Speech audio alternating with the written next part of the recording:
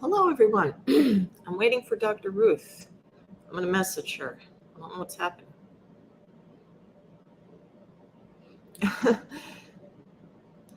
You get my email?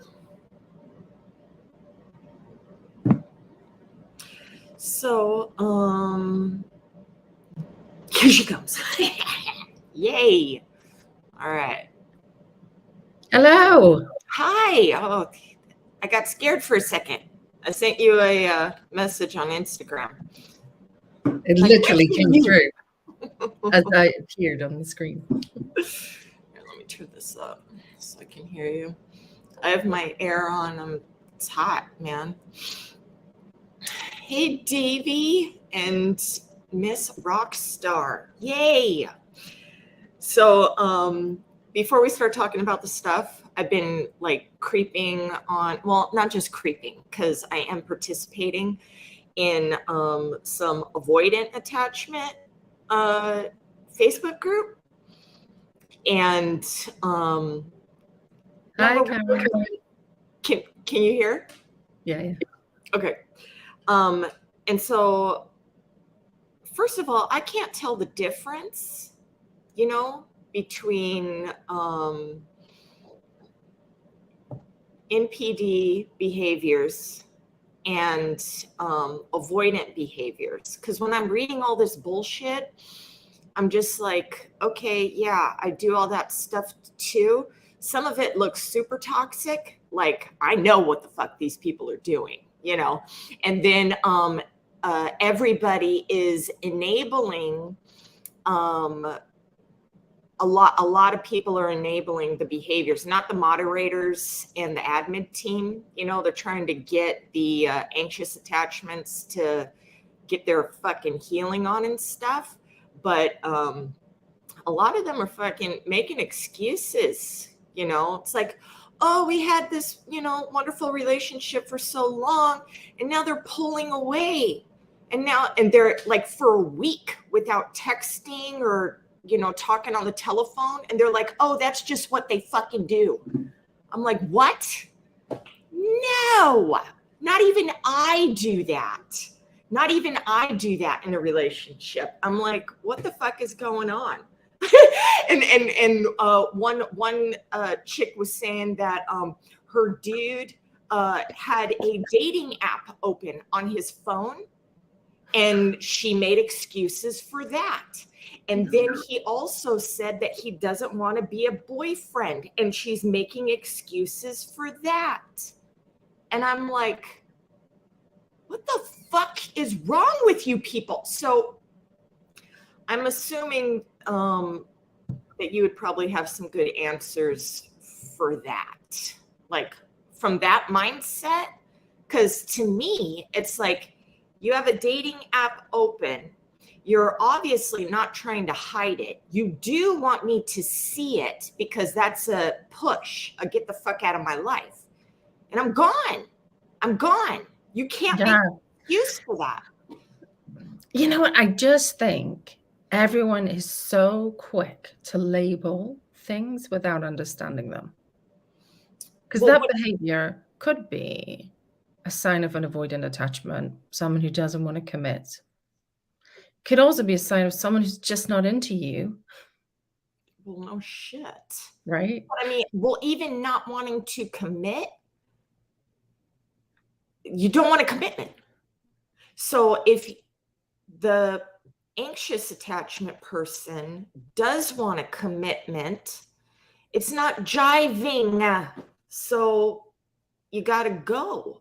You can't. My question would be, why are you staying with this person when they're showing you through their behaviors that they're not committed to you? And assuming you haven't agreed that you're both going to be on dating apps and engaging in other relationships. Exactly. So why? What are you doing? Yes. And she's saying that she wants to wait for him to figure it out because they had a mutual breakup where he cried and said, I'm sorry, I can't give you what you want or some bullshit, you know? And I'm just like, Oh. you know, I mean, not that I'm being yes, I am. I'm being dismissive. Fuck it. I don't care. But the thing is even if he's struggling, you know, on the inside, which I get, but, you know, and him crying, that's just going to keep her attached to you, you know? That's just going to keep her, you know, like, oh, I want to take care of you. I'll be here for you when you change your fucking mind, you know? The guy in that situation, you know, it doesn't have to be gendered, but in this situation, it's a man, right? Yes. So the man in this situation is really clearly saying, I can't give you what you want. And so believe him. Yes. And maybe he's got some work to do on his own. I doubt it if he's, Do it. I doubt it if he's, you know, looking at fucking dating apps. He's looking at dating apps. He's I mean, not saying that she's not a good partner, but he doesn't want a good partner. I think that he just wants to be in some toxic shit. That's what I think. You know, He clearly doesn't want to be in a committed monogamous relationship with this woman. no. Maybe with any woman, but definitely not with the one he's on his phone on a dating app. Yeah. I think he likes the stability of her, but he still wants to just run off and, you know, do what he wants and stuff. I mean, me being, you know, avoidant in my relationships too, you know, I need lots of space as That's well. different from cheating. Well, yeah, but I mean, besides that, like if I'm not, you know, I don't fucking just go out and fucking cheat and shit on people. Yeah, I had an emotional affair. Fine. But you know, in, you know, regular relationships, even in my past one, he didn't get fucking space, but I got lots of space during the day and stuff. So my energy is all fucking fine and shit, you know, and I'm totally fucking cool and everything. And but you know, he didn't have no space. Whatever. I know that I have to be more aware of you know, not being selfish, where I'm only thinking about what I'm getting, you know, and be like, maybe my partner needs to have some space for himself also. You know, I think this is where people who have that kind of slightly avoidant style in their relationships, it's really good to recognize there is a need for space. Mm-hmm. And that sometimes you might find it a little more difficult to be there for your partner, particularly if they have great need of you and you start to feel like they're depending upon you. Mm-hmm. But that's something that you can figure out with a partner. Where there's enough security in the relationship with that person, you can start to figure it out. Yes, security is not what's happening in these relationships. Not if someone is on a dating app while sitting next to you on the sofa. That's not very security facilitating. No. And that phone would be broken, by the way. That phone would be broken. Go get you a new motherfucking phone and a new piece of ass, brother. Fucking Jesus. I swear. Why is he both sitting next to a partner and on his phone? I don't know if he was sitting next to her, but he left the phone. He made it obvious, right? Me during my fucking emotional affair, my phone is always in my hand. Everything is gone. Apps would be deleted if I was trying to hide it. Yeah. If I wanted, you know, my partner to see something, yes, I'm leaving it out. And I became very like anxious when my ex would be like, you want to play with my phone? Because he got a new phone, you know, one of those ones that open up and it's really fucking cool. And I always wanted one, you know, and I was just like, yeah, get that phone. He's like, you want to play with my phone? You want to play with my phone? I was fucking scared to play with this phone. And I had no reason to be, you know, it's like, I don't want to find shitty shit, you know, just fuck. And I had no reason to think that. So, you know, I don't know. I don't know. And I'm not projecting because I wasn't doing nothing. If that makes sense. Okay. So where does, I know I was looking up schema therapy stuff. And I know that there's like different, what's it called? Different schemas? Is that what that is? Yeah. Okay. And I saw myself in a couple. I mean, one was more dominant than the other, right? Which ones did you see yourself in? I forget. I know that I was talking to you about it a while ago, and you pointed one out, and so I looked it up, you know, and I was I don't even remember which one did I point out. I don't know. Well, why don't we talk about all the different ones? And hi, everybody. I have to remind them now. Thank you for being here, everyone. Do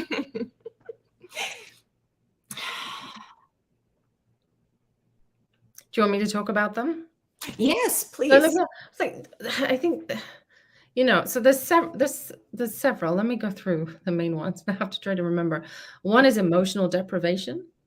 So it's like a sense that people are not going to give you what you need. They're not going to be there for you. Okay. Most people with NPD have that. Uh-huh. So do most people, you know, the kind of relationships that you and I are very familiar with in people where someone is being a bit of a rescuer. Mm-hmm. They often have big emotion deprivation schemas.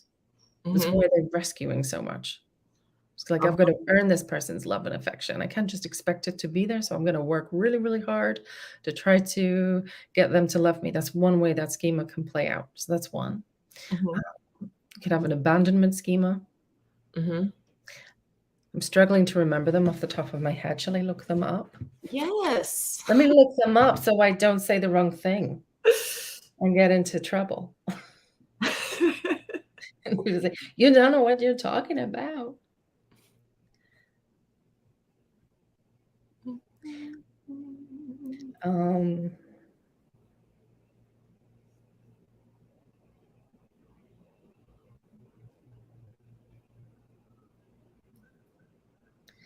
So let me go through. So emotion deprivation.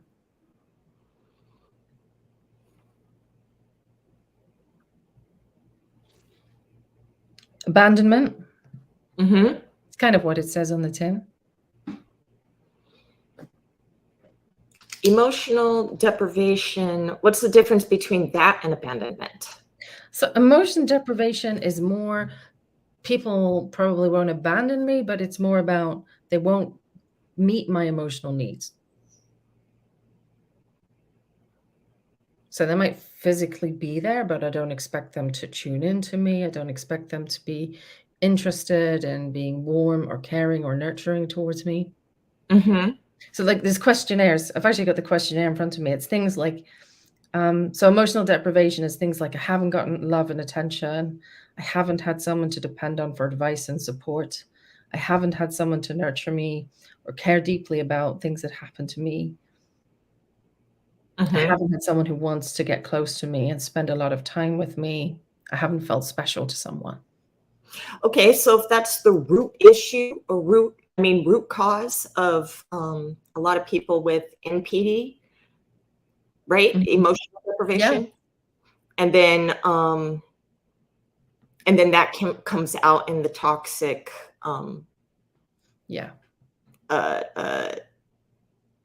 basically ripping you apart.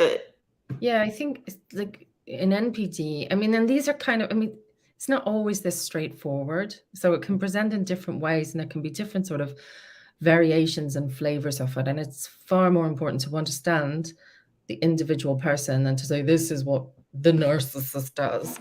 Okay, But well, how about this narcissist? Go. well, you tell me what you relate to. But I would think a lot of people I've worked with who are kind of on the NPD end of the spectrum, they're like, no one's going to meet my emotional needs, and that's fine because I don't have any. Right. Screw that. I'm going to be super autonomous. I'm not going to have time for that shit. Yes. Yeah. Yeah. Whereas someone who's on the more borderline is like, I'm desperate to have someone meet my emotional needs, and I will put up with anything in order to have someone care about me. Okay. Okay. And those are the rescuers. Right. And like that person who's with the boyfriend who's on the phone, leaving the dating apps open. Yeah. I'm like, why do you, like, is there some emotion deprivation going on there that you think you should tolerate this, that this is something you should wait around until he changes? Mm-hmm. Do you not expect that someone would simply be a loyal partner to you? How about like me growing up with a bunch of toxic bullshit, and I remember being young and countering against it, very young, and fighting against that type of shit. So it's kind of like my normal, these toxic behaviors, me either just getting used to it and letting it, and just looking past it, not even giving a shit. It's like I can deal with a lot of toxicity because I don't fucking care, and I let a lot of stuff go. I make jokes. I'm more sarcastic. Somebody throws something at me, I fucking throw it right back at them in a funny, way or degrading way or whatever. It's like, oh, you want to fuck around, let's fuck around, and make it playful, right?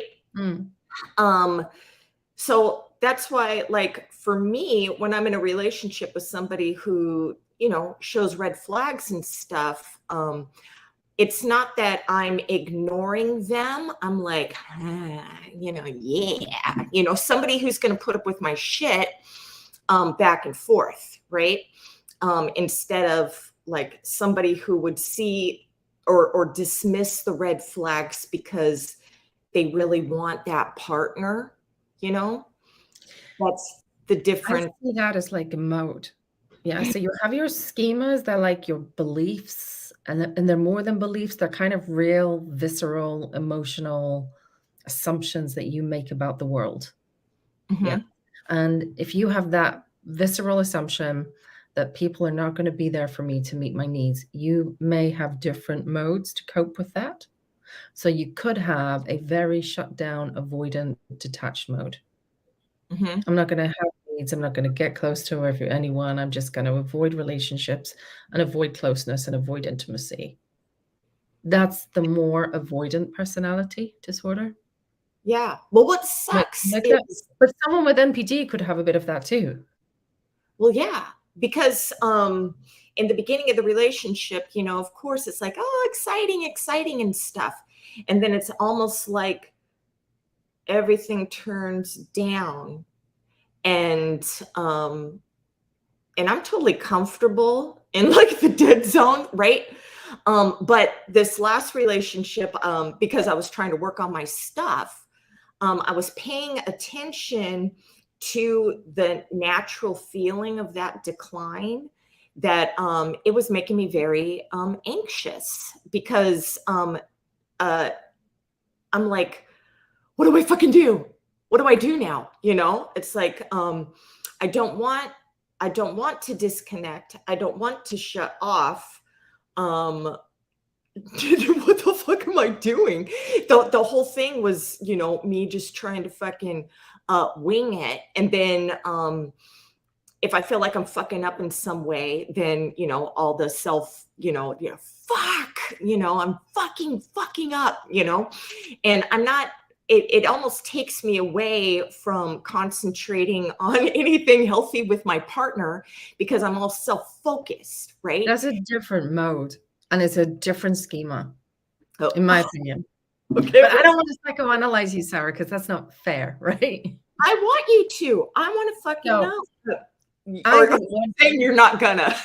yeah, I'll do it. But you know, if Yeah. it goes too far, you can have boundaries with me and tell me to stop. But I think what you described there is a defectiveness schema, Okay. which is What's that I don't see myself as, I see myself as flawed, as defective, as terrible. Everyone with NPD, I'm sure, has that one. that? Right. And I am so fundamentally flawed. And what most people with NPD do to cope is massive overcompensation. Yes. Because I see myself as worthless, I have to be the most special person in the room. Yes. Right. So you're overcompensating. But I suspect what possibly happens is you flip from that emotion deprivation schema being active, and then you're like, I'm going to try and get close to someone, but oh no, I can't do it. So then the defectiveness schema comes up. Yeah. And then Yes. you're going to do something to overcompensate, to reclaim yourself. That's the fluctuating self-esteem that you see in NPD. Yes. And especially if it's attached to relationships. Because Oh my then when God. the relationship is going well, I'm the best person in the world. I'm so healthy. I'm the best lover. I've got the most special. I've found the soulmate. I am the best soulmate anyone could ever have. Oh no, I'm the shittiest partner in the entire world. Well, yeah. Well, the thing with me, because I'm always, self-critical. So, like, I feel like I'm experimenting the whole time in the relationship. It's like, oh, I'm going to try this. Okay, let's see the reaction. Okay, that worked. Okay, I'll keep doing that shit. Okay, now what? And I'm just like, I do feel like a robot, It's like I'm trying to get this information so I can kind of create this perfect partner, but it's not to manipulate my partner. I'm like manipulating the fuck out of myself or something, trying to be like, okay, this is what normal is, and then it becomes too overwhelming sometimes, and then it just becomes fucking too overwhelming, and then it's like, it's sometimes you fall back into, your old habits. And then I feel like I'm trying too hard to be a good partner. Step up, motherfucker, and then it's like, why the fuck am I here? And then I just want to give up the whole fucking thing, It's like, it's like you finally get to the final exam, and I'm just like, fuck it. I'll take that out. I say this to almost everyone I work with NPD, is like, you kind of have to relax a bit. Like, it doesn't have to be amazing. Relationships are rather ordinary. Oh yeah. And that's the problem. There's the red flag to a bull. Relationships are kind of ordinary.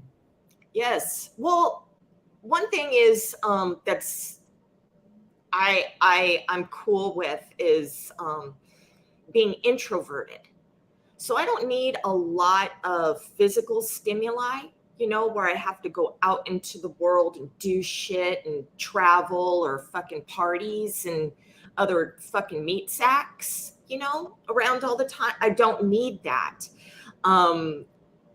But when you get into that space where it's just you and your partner and there's no other distraction except for like the fucking television, it's like, okay, can I be comfortable in my space? Because I don't need my partner just, all over me and stuff and everything. But I do like when my partner lets me know that, I give a shit or something, because, and I didn't care in my old relationships. I really didn't.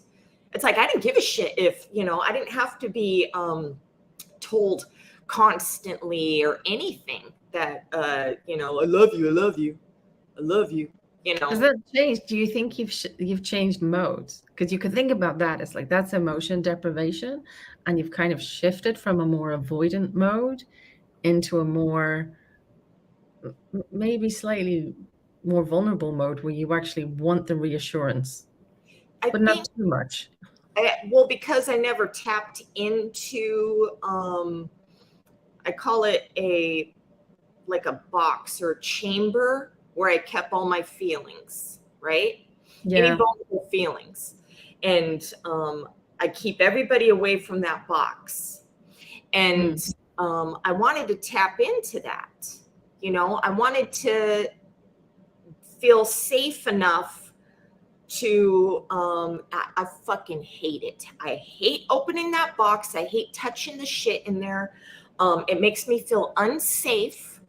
It makes me feel like, I think it has to do with the partner that you're with too, a little bit.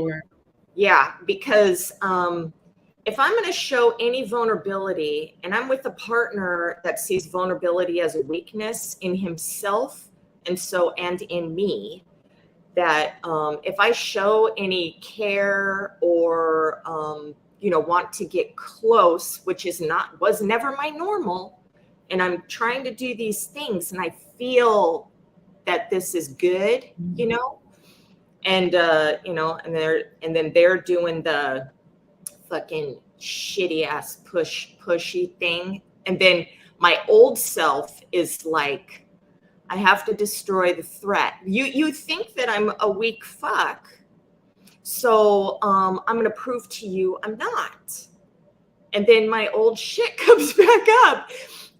But I did leave the situation a lot instead of tearing down, you know, my person, because that's what I would usually do.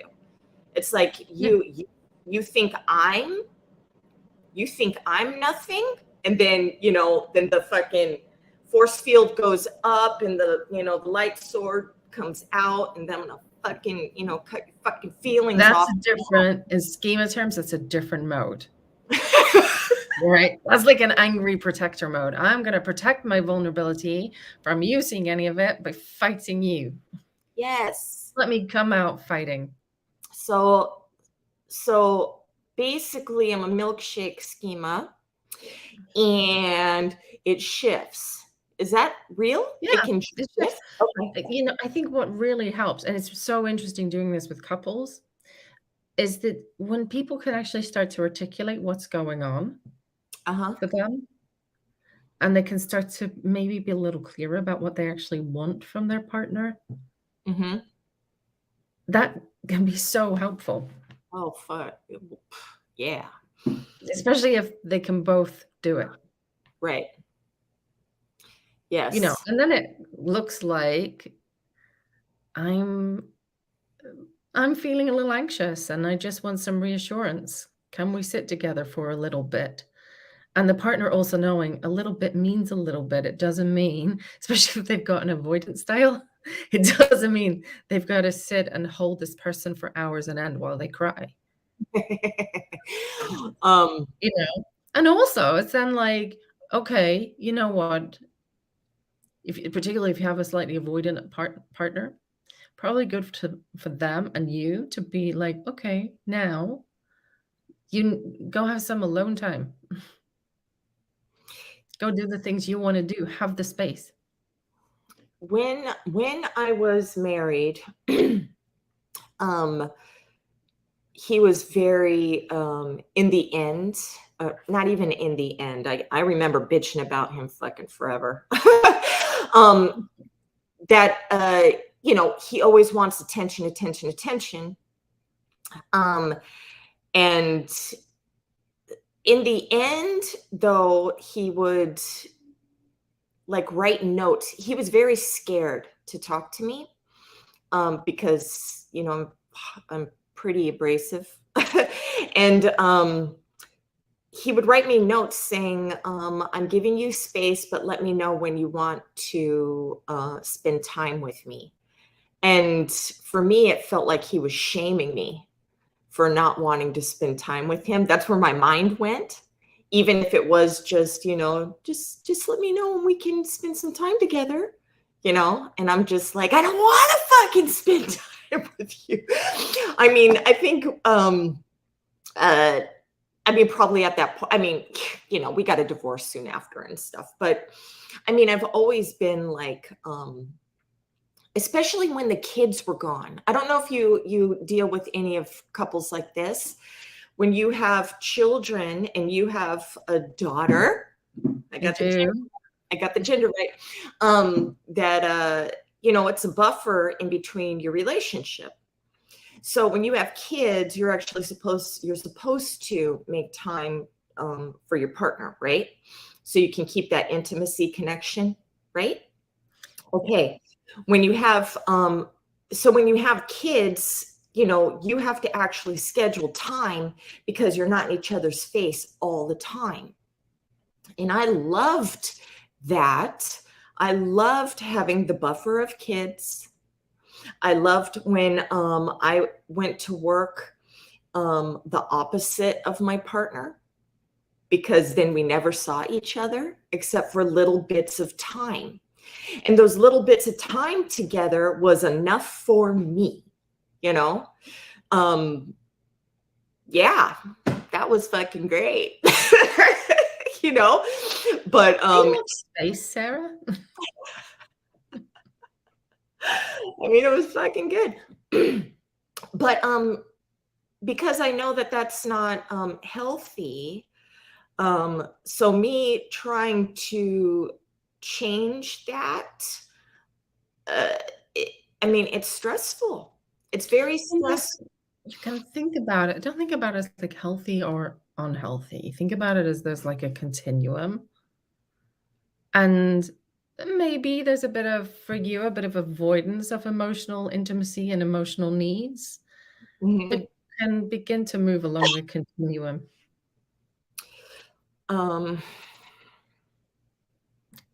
It doesn't have to be, I'm going to transform and become super intimate overnight. I think because my emotions can flip off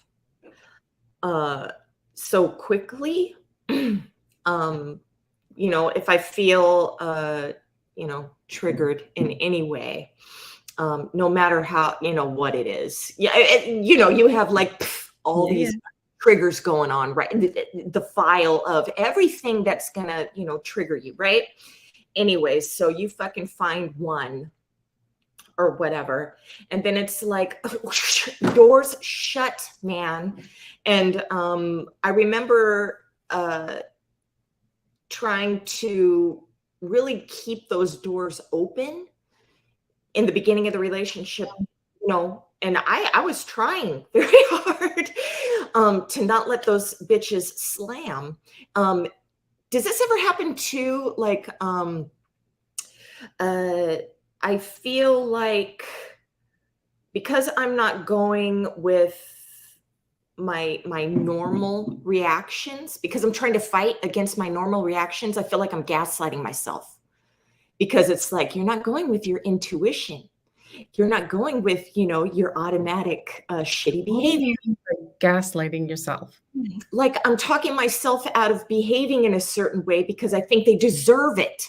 So I'm just like, okay, well, if I don't punish this motherfucker, then I'm gaslighting myself, saying that, no, you're wrong. They don't deserve to be punished. And everything in my head is saying, destroy them, you know? Here's the way I would talk to someone about that. I would think you have different modes. You have different parts of you. There is a part of you that thinks, fuck them, they deserve to be punished, and I'm going to punish them, right? Yeah. That part of you, probably not so great for your relationships.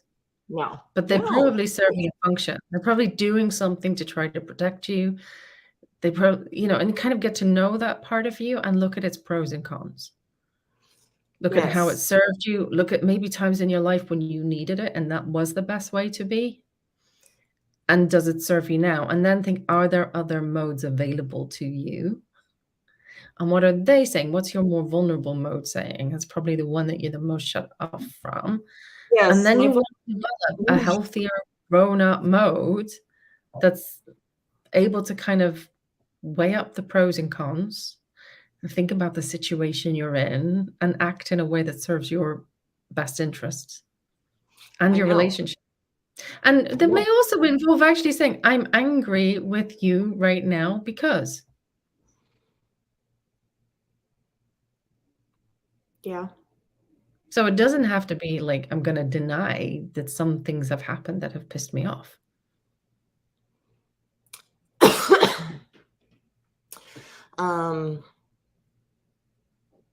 I mean, I go over, you know, past things where I could have said things in different ways. But I feel, and some of them, you know, when I go back, I feel like, okay, this would have worked out better, you know, in that moment. And then other times I'm just like, I just got to get the fuck out of there, man. It's too much. It's because I feel like I was being you know, poked all the time. Not all the time, but during the argument, or if he was feeling unsafe within himself or whatever and needed an outlet, and then I'm the only outlet. So he's got to poke at me because he wants to transfer, you know, so I'll get angry. The more someone pokes, the more you're going to run. Yeah. I mean, when you're angry, you want an outlet. You want to provoke anger in somebody else so you can fucking either fight, or if you're super toxic, so you can be like, you're getting mad at me. Why are you so mad? It's like, oh my God. Now that makes me go like Mach 5,000, you know, because I'm just like, I want to kill you right now. And I'm not calm when I talk about it, you know. It's just like, if you're going to play the victim after poking me to get provoked, you know, I started to remove myself. I would never remove myself. I would attack, you know. I would attack. I would find whatever vulnerability that you have, and I would fucking rip you apart. And I would, you can't play the victim with me, because I'm not gonna take that energy. You have, you know, like serious angry protector mode. Yeah. I mean, I've been doing, I keep that shit on the down low. So I think, and I don't show it, you know, so I'm not like easily triggered all the time. Like I said, I let stuff go because yeah, but listen, but who is, you know, who, most people, in order to function in the world, don't do that kind of thing all the time.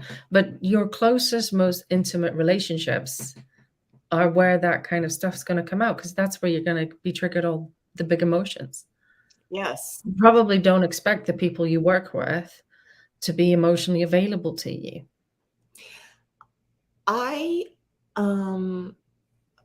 Yeah, like the outside world, you know, I don't give a shit. You know, I even see people get angry, and I'm like, oh, they're just projecting their shit. I don't fucking care, you know, or that's not mine. That's not mine. And I can totally function cool. I'm the greatest fucking coworker and employee, you know, because of course I want a good reflection, right? And I love giving advice, and of course. So I'm cool to get along with. I talk to you know, sales people, or you know, restaurant servers. You know, I'm great. Like when they're just like, yeah, just look for the red flag, how they treat service people. And it's like, well, you're never gonna see my shit, motherfucker, because I am really good, you know, to other people out there.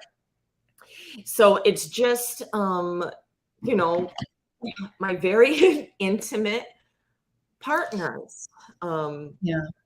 But I think this is also that there is a certain story, and it drives me really, really annoys me. It's like the narcissist does this.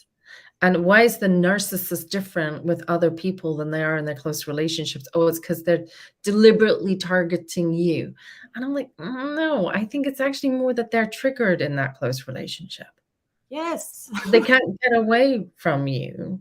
You don't have those other boundaries and buffers in place like you do in a workplace or even in friendships. In your Yeah. closest relationships are where those very painful schemas are going to be triggered. I think like maybe we can talk about what do you think the schema of borderlines are? I mean, I know everybody's different. You said it. I know. Everyone's different and they can have all the same schemas. So like we've only talked about what, like 2 schemas. The borderlines, also emotion deprivation and abandonment are really high. Defectiveness is another one that's really common in borderline. But often they're coping with it differently. So they're coping with it by, I want to get close to someone, but I'm scared of being close. So when I get close, I'm going to run away, but then I'm going to come back and I want to almost enmesh with this other person. So it's a much more, I think both NPD and borderline probably tend more to the disorganized attachment style where they can flip. But borderlines, it tends to be much more on the anxious, preoccupied side. And people with NPD tends to be more on the avoidance side. Yeah. I would, this is where breadcrumbing would come in, you know, just to use the buzzword. Because I would avoid the emotional needs, you know, and then do something nice just so they would not get the fuck off with their needy shit, you know. And So it's like you give them just enough to get them the case. And that then gets, you know, that gets into a horrible situation for both parties because, and, you know, and this, you know, I see this dynamic in people without personality disorders too, but it's on steroids when you have someone who's got borderline personality style with a narcissistic personality style, where for the one who's more anxious and more needy, they get their needs met, but they never feel like they're freely met. They feel like they've got to work really hard. They've got to poke in order to get it, right? And so they never feel satisfied because it's never freely given. It's never generous. It's kind of this withholding. Here's just enough to satisfy you. And the person who's on the more avoidant, maybe the more narcissistic side, they just feel constantly resentful. yes. Because it's like, it's not that they're doing it because they've been poked into it. Yes. On the avoidant group that I'm in, the helper people, you know, they do say that it's manipulation. The anxious partner is manipulating with all this like overly giving and you know, and fix yourself and I'll help you. I'll save you, you know, and you can rely on me and you're broken, you know. I get so sick of that shit when I'm reading it. I'm just like, oh my God, I would fucking just ghost you, you know, just get the fuck away from me. If you're gonna keep telling me that I am not good enough, you know, and yeah. I think the person who's doing the helping in that situation, I think they're often really driven by big, oh my gosh, Sarah's disappeared. We're back. Sorry. What? You disappeared for a moment. Anyway. What? The person who's the more anxious person in that situation is doing the fixing. They will often be doing it from a place of emotion deprivation. I've got to earn this person's love. I'm going to prove my worth by being there for them and helping them through their trauma. And then They're completely self-sacrificing their own needs. They're often completely compromising. And this is where people start to say, I lost my sense of myself. I didn't know who I was anymore.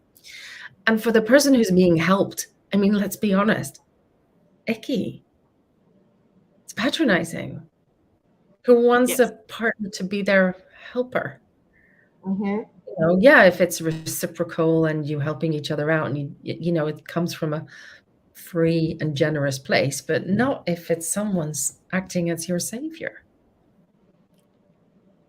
So it's a Yes. really unsatisfying relationship for both sides. Yes. And nobody wants to be a project. uh, I'm trying. I wasn't. The only thing that you know, I was very dismissive with my husband, and I even gave him Codependency No More. I'm like, fucking read this, dude. Leave me the fuck alone. You're smothering the shit out of me. And then when he would read it, and then he's like, oh my God, I saw it said smother in there all the time, you know, all this other shit or whatever. And it seemed like he was becoming a little bit okayer, you know, just a tiny bit, but I think it was fake and forced, you know, I don't think it was fucking real. But I mean, it's weird. It's almost like, I mean, this all came when the kids were older, you know? So I didn't have to really be there that much, except for like making dinner and stuff, you know? I There's didn't no have. buffer. I'm sorry? You don't have the buffer of the kids. Right. And so it's so he told me, this is hilarious. When he's coming home from work, I'm like, fuck, I gotta mask up. He's gonna fucking not be happy when he comes. He's never fucking happy when he comes home until I fake happy for him. Then his emotions are regulated and he can go on with his day. So every time he comes home, I'm like, fuck. And I have to grab my mask and have to mask up for him to regulate, you know, every fucking day. He told me that when he's driving up the driveway, he doesn't know what he's going to get from me or what mood I'm in. And that's because if I'm not faking happy for him and I'm just sitting there reading, if I'm just reading on the fucking couch and I am not just gracing myself with his presence when he comes home, he's dysregulated. He's like, my life is shit until I am able to put a coin in the fucking machine, you know, and then he's fucking fine. I had to do this every morning too. And I felt like I was getting really grossed out with myself because I felt like I needed that from my last partner. And I was like, oh, fuck, I fucking hate myself. I hate myself. That, you know, when I would see my partner in the morning, I wanted to get that kiss. So I'm regulated and I can go on with my day. And I fucking hate myself. I hate it. Yourself. Oh my God. Yeah. Gross. We're in couples therapy. I'd be asking him, like, what does it mean for you if your partner's not in a good mood? Does it mean I've done something wrong? I'm in trouble. I'm going to have a miserable evening. And then I'd be asking the partner, you know, what do you do when you're in a bad mood? Mm-hmm. You know, because if you can start to actually get better at talking about your own experiences, and you can say, I've had a tough day today, and this is what I need. Mm-hmm. I've had a tough day today, and I just want to put some music on and not talk. Yeah. Yeah. I mean, I was totally fucking, yeah. I mean, that was fucking cool. That was fine. You know, I think, I'm trying to remember. I feel like, you know, those motherfuckers that call themselves empaths, they think, I think their anxiousness, they're trying to read the energy of their partner. And I think they're just, I mean, what the fuck? It's like, people have learned to scan the emotions of others. You know, particularly if that someone's grown up in an environment with a very abusive parent, where there's been domestic violence, maybe where there's been issues of alcohol, there's a lot of volatility. They kind of learn to scan the emotions of others, and they're kind of overreactive to them. yes. And I think that's where you get the kind of like, my partner has to be happy or I'm in danger. Yes. And that person will really struggle if you come home and say, I've had a shit day and all I want to do is put my headphones in and not talk to anyone. Yeah. Which is probably your preferred coping strategy, right? Yes, I would do that when I was married. I would put on fucking headphones so I could cook, and he would fuck with me anyway. And then in this last relationship, you know, because I have the string, you know, so you know when my headphones are in, and when his are in, they're in his ear, and he'll be listening to music or a podcast or something, or the news, doing something. And then when I would come and talk to him, and then he would pull out a thing, and I was like, oh fuck. I was totally like, oh my God, you're me. You're me. And now I feel like I'm fucking with your time. And then I would feel like shit. And then I would hate myself for feeling like shit. And then I would close off my feelings because now I'm feeling like this weak. That's quite a train to get on. Huh? What? I mean, that's quite extreme. All these thoughts are going Would you have been happy to take the headphones out to speak to you? Maybe. I'm making Maybe that was okay. I'm making shit up, and it's all about you know, just that one act had me spiraling through all this fucking shit, self-talk and projection and fucking trigger shit and whatever fucking else is hiding deep inside my subconscious and everything from that one act. And I'm just like, oh, shit. Sometimes I think because all of these things, you know, that go on my head with these little things, okay, now I'm feeling, because being vulnerable is not my normal. And then, you know, and then I'm going to self-talk that I'm this fucking loser for even needing this guy, even needing fucking anything from this dude. It pisses me off. It pisses me off that I want to hug him and I want to, you know, rip off his skin and shit. Because it's like you're going against your avoidant coping mode for your emotion deprivation schema. Yeah. And what if maybe he would be okay to be there for you? Maybe he's happy to take his headphones out. Well, yeah, it's not like I was doing it all the fucking time. It only happened, you know, it was just like one time. And then when I knew that he was listening to something, then I would fucking leave him alone. And I wouldn't think that he didn't want to fucking hang out with me because he had the headphones in, because I fucking know, I know, you know. But yeah, so I really think, you know, this is like when we're just like, our other people are our mirrors, that I'm fighting against myself constantly. So he's just fucking there, and I'm fucking fighting against my own thoughts with, you know, just this mirror, you know, in front of him or whatever. And, you know, I'm ruining, or, you know, insecure with my past self. I'm insecure with my past fucking self. Right. And you're bringing all of those things into your current relationship. But guess what? He probably also has his own shit that he's bringing into the relationship. Oh, right? yes. So there's two people's shit intermingling here. I know. Yeah.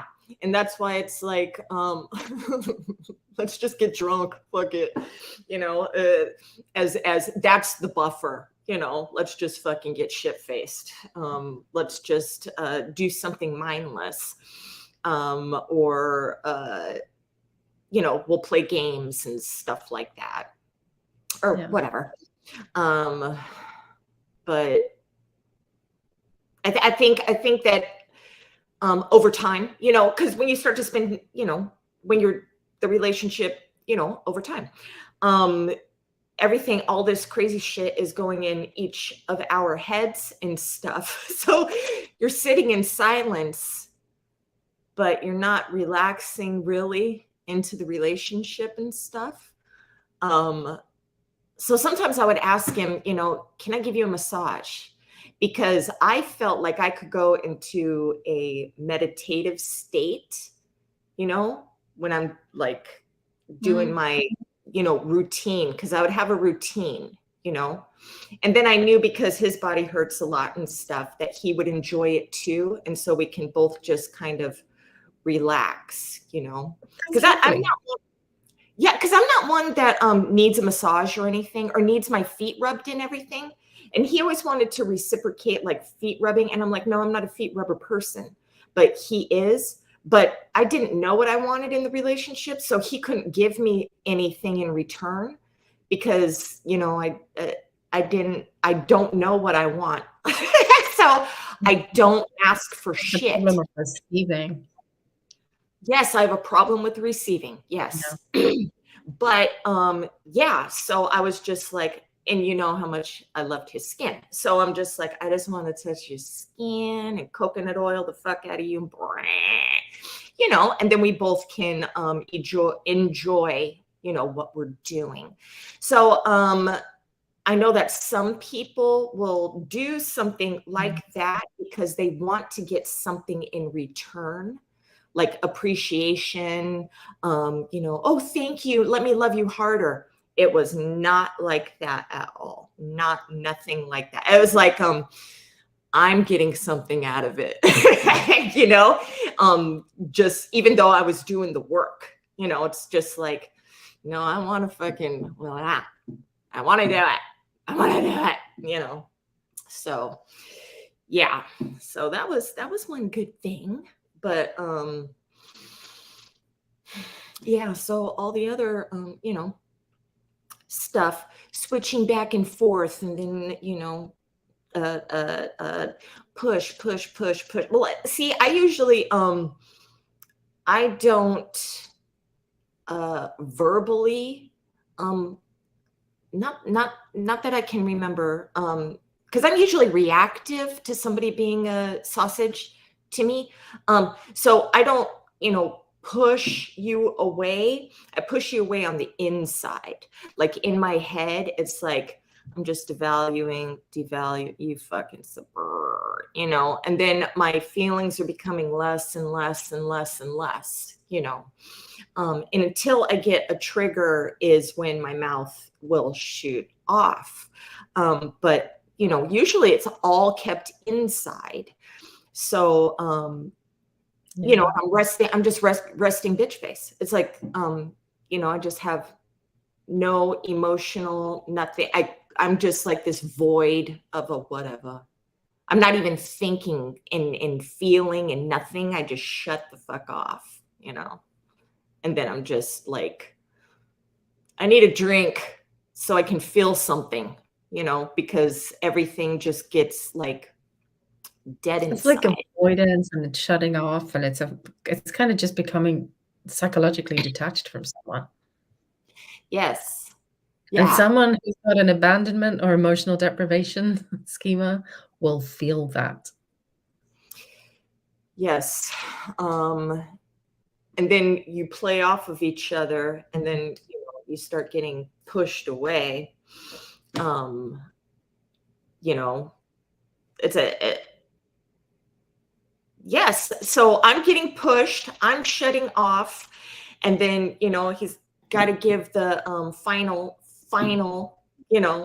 push. And, it's like I have to make a decision whether or not I'm going to stay or not. Because he said, tell me what you think this is. He said in the beginning of the relationship that he will stay in a bad relationship, that I would have to be the one to break up with him, that he would fucking stay. So I would be asking what it is that means you will put up with anything. It's not just no, he likes to punish. So he'll stay in the relationship. He won't take shit. He will just punish the person and see how long they're gonna take the shit. It's like also he thought forgiveness is a weakness. So if I forgave him for things, then that's a weakness. And usually I don't forgive you for nothing. I'm gone. I'm out.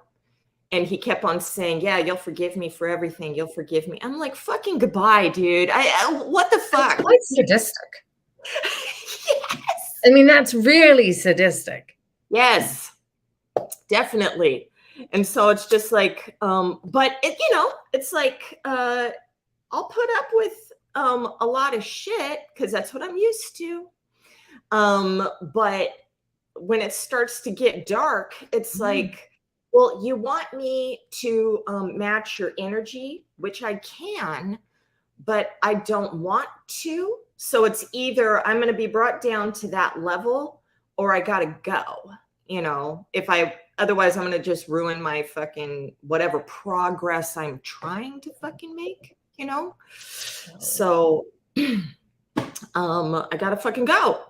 Otherwise, yes, I can be in a real fucking toxic, destructive relationship with you. Sure. That's no fucking problem. I can match that. But I actually want to, have a give a fuck back and forth, a give a care tennis match. That would be nice. That'd be nice, instead of tennis balls hitting bombs, grenades and shit. It's like, I really don't. But then you're relating in a war zone. Yes, but we grew up in either a physical or a psychological war zone, so this is normal.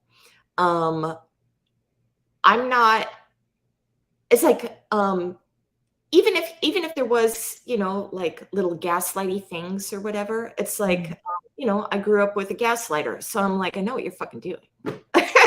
I know what you're doing. And you can't psychologically damage me because I'm already there. Fuck. It's like, I'm already damaged. So you can't, fuck with my head anymore, and I'm just like, I'm tired of it though. You get tired of it, and it's just like, if you get a healthier partner, yeah, ask him to go to couples therapy early before there's an issue. Don't come to couples therapy expecting the couples therapist to resurrect a corpse. Oh, of course not. Go early when the relationship is still alive. And ideally, you still like each other. I love doing couples therapy in people who haven't been together for that long. It is so interesting because it's like they're able to really think about, what have I done in my past relationships that I don't want to repeat? Yes. When you said that, I was like, oh, that's healthy. And then as soon as I thought that, I thought, this motherfucker's going to think I'm some weak pussy that wants to drag him into therapy and, fix our brokenness because, we can't. This is the shit that's going in my fucking head. It's just like, it's always self-protective. I can't let this guy think that I'm vulnerable in any way. It's but does it sound vulnerable to say, I've got my past relationship challenges, you have yours. Why don't we see if we can do something that helps us have the strongest foundation to give our relationship the best start?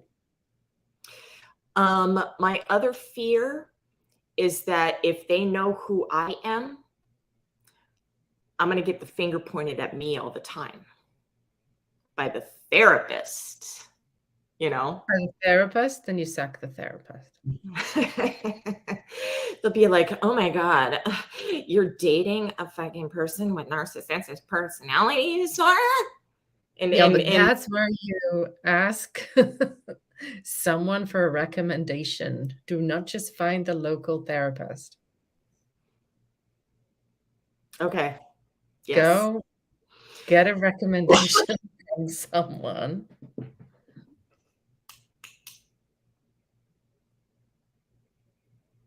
I'm time traveling into the future with my fake new boyfriend, and I'm having a conversation with him. and I'm already fucking feeling very uncomfortable. I'm very uncomfortable with my new fake boyfriend. Oh my God. Is he hot though? Is he hot? Is he? Yes. Of There we course. go. Of course. But you know what? People are often open to it. Genuinely. Because sometimes I'll see someone on their own and I'll just be like, why don't you just bring a partner? Then I can actually see what's going on. I think it would be also a test. You know how much I like those. To be like, do you know, would you be open to something like that? Because you know, in the past I would be like, there ain't fucking nothing wrong with me. It's all you. So if a partner would be like, no, if you have an issue, you go to therapy. And I would have to be like, okay, later, you know? Well, if someone says, if you have an issue, you go to therapy, that kind of sounds a little avoidant. Yeah. Yes. It's very, I feel like I have like these devil dogs, okay? Mm-hmm. And they're on a leash. And I'm holding them back, you know, from attacking my person. And when they are either projecting their own weaknesses onto me, or I'm feeling triggered in some way where I want to attack the shit out of your face with these dogs, you know, I feel like my hands are starting to bleed, you know, trying to hold these fucking things back, not to kill you. And they don't know. They have no idea how hard this is for me not to, you know, I want you to kiss my fucking feet that you're working really hard to keep your overcompensating attacking modes from leaping in, right? Yes. And they don't appreciate it, damn it. Will you appreciate that my disorder isn't trying to kill you, please? I know, but that's how that's what I'm thinking. It's like, fuck. I mean, I used to, you know, tell people verbally what is happening, and let them know that, you know, there's a motherfucking monster in there that I'm keeping under wraps. It's all locked up and shit, but, you know, I know it's there. And I know that, you know, I'm keeping it, I'm protecting you. You need to find a way to tame the monster. Yes. And tell the monster they don't have to be so terrified. You need to relax. Yes. Well, I'm practicing the I'm practicing more you know not be so fearful, you know, but I think it's all fear based. You know, you're afraid of looking weak, so you're gonna, you know, attack. You're just, I mean, that's massive, right? So trying to practice not you know, projecting that out, or feeling the fear or being anxious and stuff, kind of having that mindset of you know, why don't you believe that something good's gonna fucking happen? Instead of, you know, the opposite, like doom and gloom and everything. It's like, get the dark cloud away from me. And how about, I don't know what's gonna happen, number one. And number two, how about we, you know, think that good things can happen instead, you know?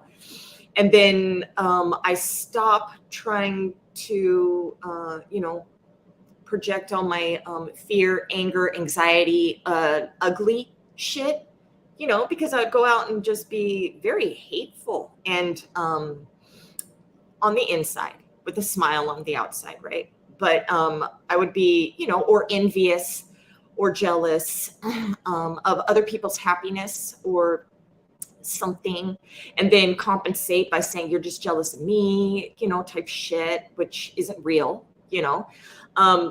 Or you know, being jealous of somebody's successes or whatever, instead of being like, good for you, man, you know, that's awesome, you know, you worked for that, or you had that mindset to stay in a happy state, you know. And that's not always easy. I think there's a real need for some individuation in relationships, and I think maybe across all the cluster Bs, is like you have to be able to be like, you're separate people, you're individuals. This person's success is not your failure. Yes. Their failure is not your success either. You can be happy for someone at the same time as happy for yourself, or somehow what disappointed in the position that you found yourself in. And the same in a relationship. Your partner can be in a bad mood. It doesn't mean you have to be. Yes. Yeah. Well, yeah, of course, you know. Or if they're in a bad mood, give them space, you know. Yeah. I mean, there's Unless no they're not someone who wants space, unless Yeah. there's someone who wants you there for them, but you can be there for them without having to be completely enmeshed by them. Yes, or trying to change the way they feel so you feel comfortable. You know, I hate that shit too. It's like, I want to feel this way.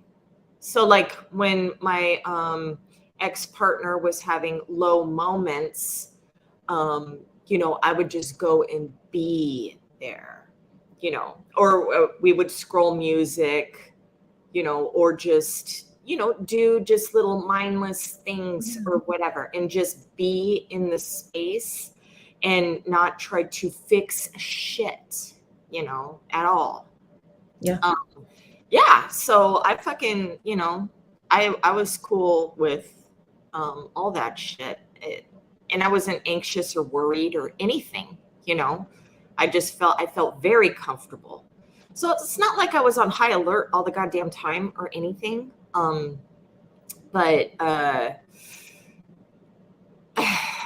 as you know, your mind is fine at one moment, and then it's like, red alert, you know.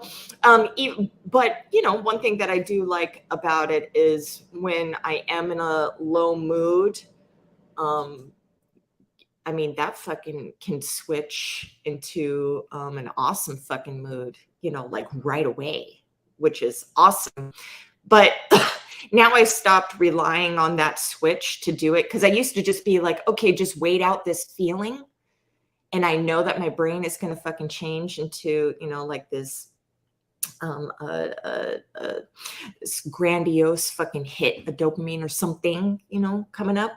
And now if I feel I'm at a low moment, then I'm just like, wait, I don't want to fucking feel this way. And then I have to be very aware of my feelings instead of like letting my brain do it for me. I'm just like, no, I'm going to make my brain do it. Fuck it. You know, I'm going to start thinking, better things, or, I'm going to clean up my room. Everything's cluttered. Okay. If there's clutter, that's a cluttered mind. So I'm going to clean up my shit, and then that's going to make me feel better, and it does, just doing little things for, myself, or, my space, or whatever, It's nice. Yeah. So what do you have to say about rescuers? I know that you've been studying up on this. There's so little in the way of actual research on it. So there's a whole lot of stories around the internet about codependency, empaths, all of that. But I can sort of maybe talk more from clinical experience. Yeah. In that, at the extreme, I mean, I think there's a degree of rescuer in everybody, right? Social. I saved a ladybug the other day. Does that count? Even you're a rescuer. So it wouldn't get stepped on. I think the problem is sometimes I kind of think, who is doing the rescuing? Because I think if you have someone who's grown up, maybe with an alcoholic parent, or a very volatile home environment, or there's been a lot of domestic violence, or there's been big rage outbursts, and they kind of almost learn as little children to start looking after the grown-ups around them, like the parentified child. Mm-hmm. Yeah. If that mode, a kind of parentified child mode, comes into relationships with grown adults, is a recipe for like, I'm gonna stick with this person through their problems with anger, and that means I will tolerate their anger and rage at me, Mm-hmm. or their addiction and the harm that brings to me and our family. Mm-hmm. And that's where I start to get really, really worried, because those people will exhaust themselves. They will tolerate anything. They'll end up in very dangerous situations sometimes. Mm-hmm. And that's, I mean, anyone can end up in that kind of situation, but where there's a kind of pattern of it happening over and over again, I often think there's a kind of rescuing mode there, which doesn't, and I think the other thing is it doesn't let the other person off the hook, right? The other person is responsible for whatever shitty behaviors they're being rescued from. Mm-hmm. But at the same time, I think people should really ask themselves, what is going on? And am I actually in a safe relationship? And what is stopping me leaving? Mm-hmm. Why Yeah. am I continuing? And sometimes there are real reasons not to leave. Sometimes leaving is incredibly dangerous. If you've got a very abusive, violent partner, leaving can be very high risk. So, there are sometimes things going on that do mean you can be very stuck. And sometimes there's practical reasons people can't leave. There's like financial dependencies and things like that. So I'm not judging someone if they can't leave a difficult relationship. But at the same time, there is that, I would look for that mode where you are over responsible for someone else. You take their behavior and their difficulties, and whether they get better, whether they heal, as some kind of reflection of your worth. And Yeah. whether you are viewing them as, it's also not viewing the other person as responsible. Like, I've got to be here to look after them and take care of them because they're so vulnerable, because they've had so much trauma in their lives, and it's so, so sad, and this person needs me. And then the person is going to get comfortable being enabled also. For sure. For sure. It's And it also kind of robs them of the autonomy to do it for themselves. Yes. Yes. I never had that happen to me. I mean, my ex-husband wanted to go to marriage counseling, but I was like, go fix yourself. I was like, go fix yourself. I'm not fixing shit, about me. Definitely. See, you can, as a couple, there can be an equilibrium in that you support each other, right? Yeah. And there may be times in a relationship when one person needs more support than the other. It doesn't have to be some kind of 50-50, but that's maybe coming from a more adult, grown-up place of, I want to take care of my partner. I want to be there for them as they're going through this difficult situation. That's very different from, he needs me or she needs me. He can't cope without me. I have to stay.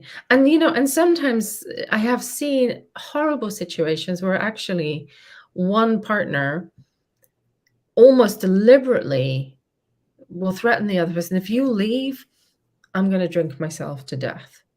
Mm-hmm. If you leave, I'm going to kill myself. Yeah, my first husband said, because I said I was going to call the cops, because who fucking knows? I don't remember. I said I'm going to call the cops, and he said, I'm going to attack the cop with a knife, so shoot me or whatever. And I said, I hope you do. I said, please do that. I wanted him to get killed. I'm like, will you fucking die? You're causing me so much grief. Kill yourself. And that was always my go-to too. So sorry, y'all, if I'm triggering you in any way. But if you're giving me so much grief, I do not care. I want you gone. So if it's, I don't give a shit. So please, you really have to care about yourself. Don't put it all into someone like me, please. It's like, but I also, and this is extreme, and because, the rescuers are very, the kind, soft, yeah, I mean, they're dicks too, but, they have the mushy center. My partners, I never tried to fix them. And like I said, only the one wanted to, have the marriage counseling or whatever, because I've been with drug addicts, alcoholics and stuff. I don't fucking try to fix them because I don't want them fucking with me. So I'm just like, be as toxic as you want. But when you start fucking with my life, I'm verbally abusive to them and shame the shit out of them. And I'm cool with leaving them. So I think I manipulate the situation through their abandonment by saying, act right or I'm fucking outie, and then whatever. But I've never had a rescuer, and I don't rescue, I want to rescue the relationship. So I'm a little toxic there sometimes where, it's like, fuck you, I hate you, kill yourself. I love you. Okay, wait, and stuff like that. So yeah, I've done that. Have you ever had anyone try to rescue you? No. I think you would vomit. Yes. My ex best friend, he was gay, borderline. And we used to laugh about, we were so toxic, dude. I mean, this is when we were younger. Okay. So I'm not judging. Please forgive me. But we used to just laugh our asses off at men who would want to try to save us. We wouldn't have relationships with these people. It was just we would play with them. Like give them attention stuff, and let them know that, you know, we've had our struggles and everything, and then watch their rescuer mode come out, and then we would get rid of them. So this was kind of like our game. And I know it's from a place of, you know, self-loathing, you know, I know that now. But back then it was just like, look at this guy trying to fucking fix me. Oh, he thinks he's going to fix me. Yeah, that's not fucking happening, you know? Mhm. So please be aware when you guys are meeting new people and everything, and they're trauma dumping on you. You know, maybe there's some borderlines out there that, you know, are you trauma dumping because you do want to fix her? Do you want to fix her? Somebody to come and that's going to rescue you, you know, from yourself? Because I don't trauma dump. I actually make jokes about my abuse. You know, I make joke. You know, it's like because I have no emotional attachment to that feeling as a kid anymore. So I laugh about it. And the other day I went on Facebook on Gen X stuff, and everybody's just talking, just laughing at their abuse. It was just like, this is what we do. We laugh at, you know, and we're laughing. You know, people are saying our parents hated us, you know, and everybody's laughing and shit. You know, there's like, we have no empathy for each other. We're just like, this is how we grew up type shit. There's You something know? so avoidant and detached about that, isn't that though? Yeah. That laughing at trauma, minimizing, doing it down. And then you will get the person who's in a rescuer mode who will think they're going to try and help you with that. Yes. I'm thank God that I did not have that. Thank God. There's what's the line between supportive, like a secure support partner, and a rescuer? Well, you know, here's how I will often describe it to people I work with. I'm like, are you supporting this person as your grown-up self?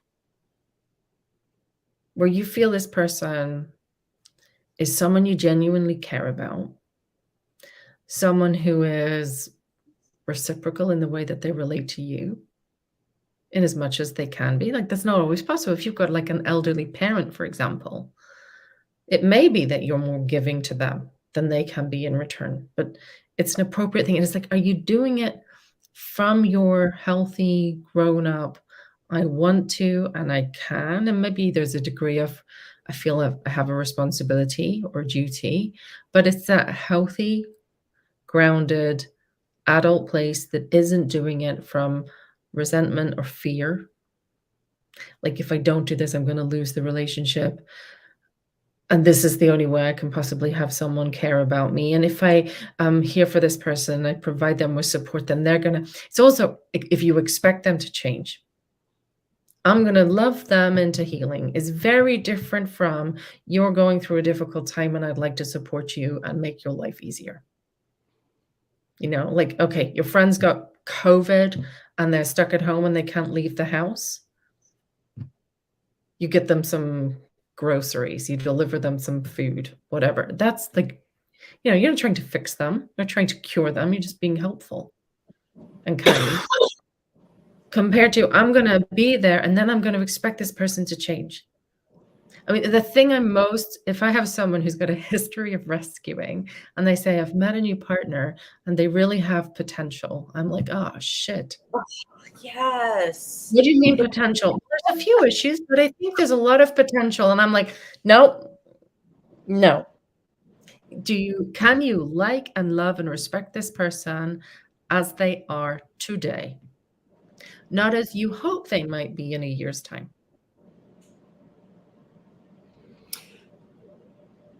Which does not mean they have to be perfect. It doesn't mean they have to be completely resolved in all their issues. But if you are thinking this is someone you can help and love into being a good partner, and you're going to help them with their addiction or their trauma, forget it. Yeah. You get it. That's a rescuer mode. And it's like, it's where it's coming from. It's like, I've got to do this to earn. I've got to do this to be worthy of love. I've got to do this because I'm so defective myself. The only person who could possibly love me is someone who's completely fucked up. You know, and if you're seeing your partner is completely fucked up, whether they are or not, that's not the basis of a good relationship. Yes. Well, with my my first husband, we were both on drugs, and I said, I'm getting off drugs, and he said he wants to get off drugs too, to be with me. Okay, so he's making this choice to be with me because I'm not going to be with a drug addict. You know, I want to get better and all this stuff. And that worked for me forever. I stopped, you know, drugs forever. But he, it only worked for a little, a few, I don't want to say a few months, maybe a year or something, you know, or whatever. And then started to do them again. You know, and then I was gone. I'm like, I'm not going to try to fix you, motherfucker. You know, I'm out. And I think with my mindset, it's like, you have to be good for me.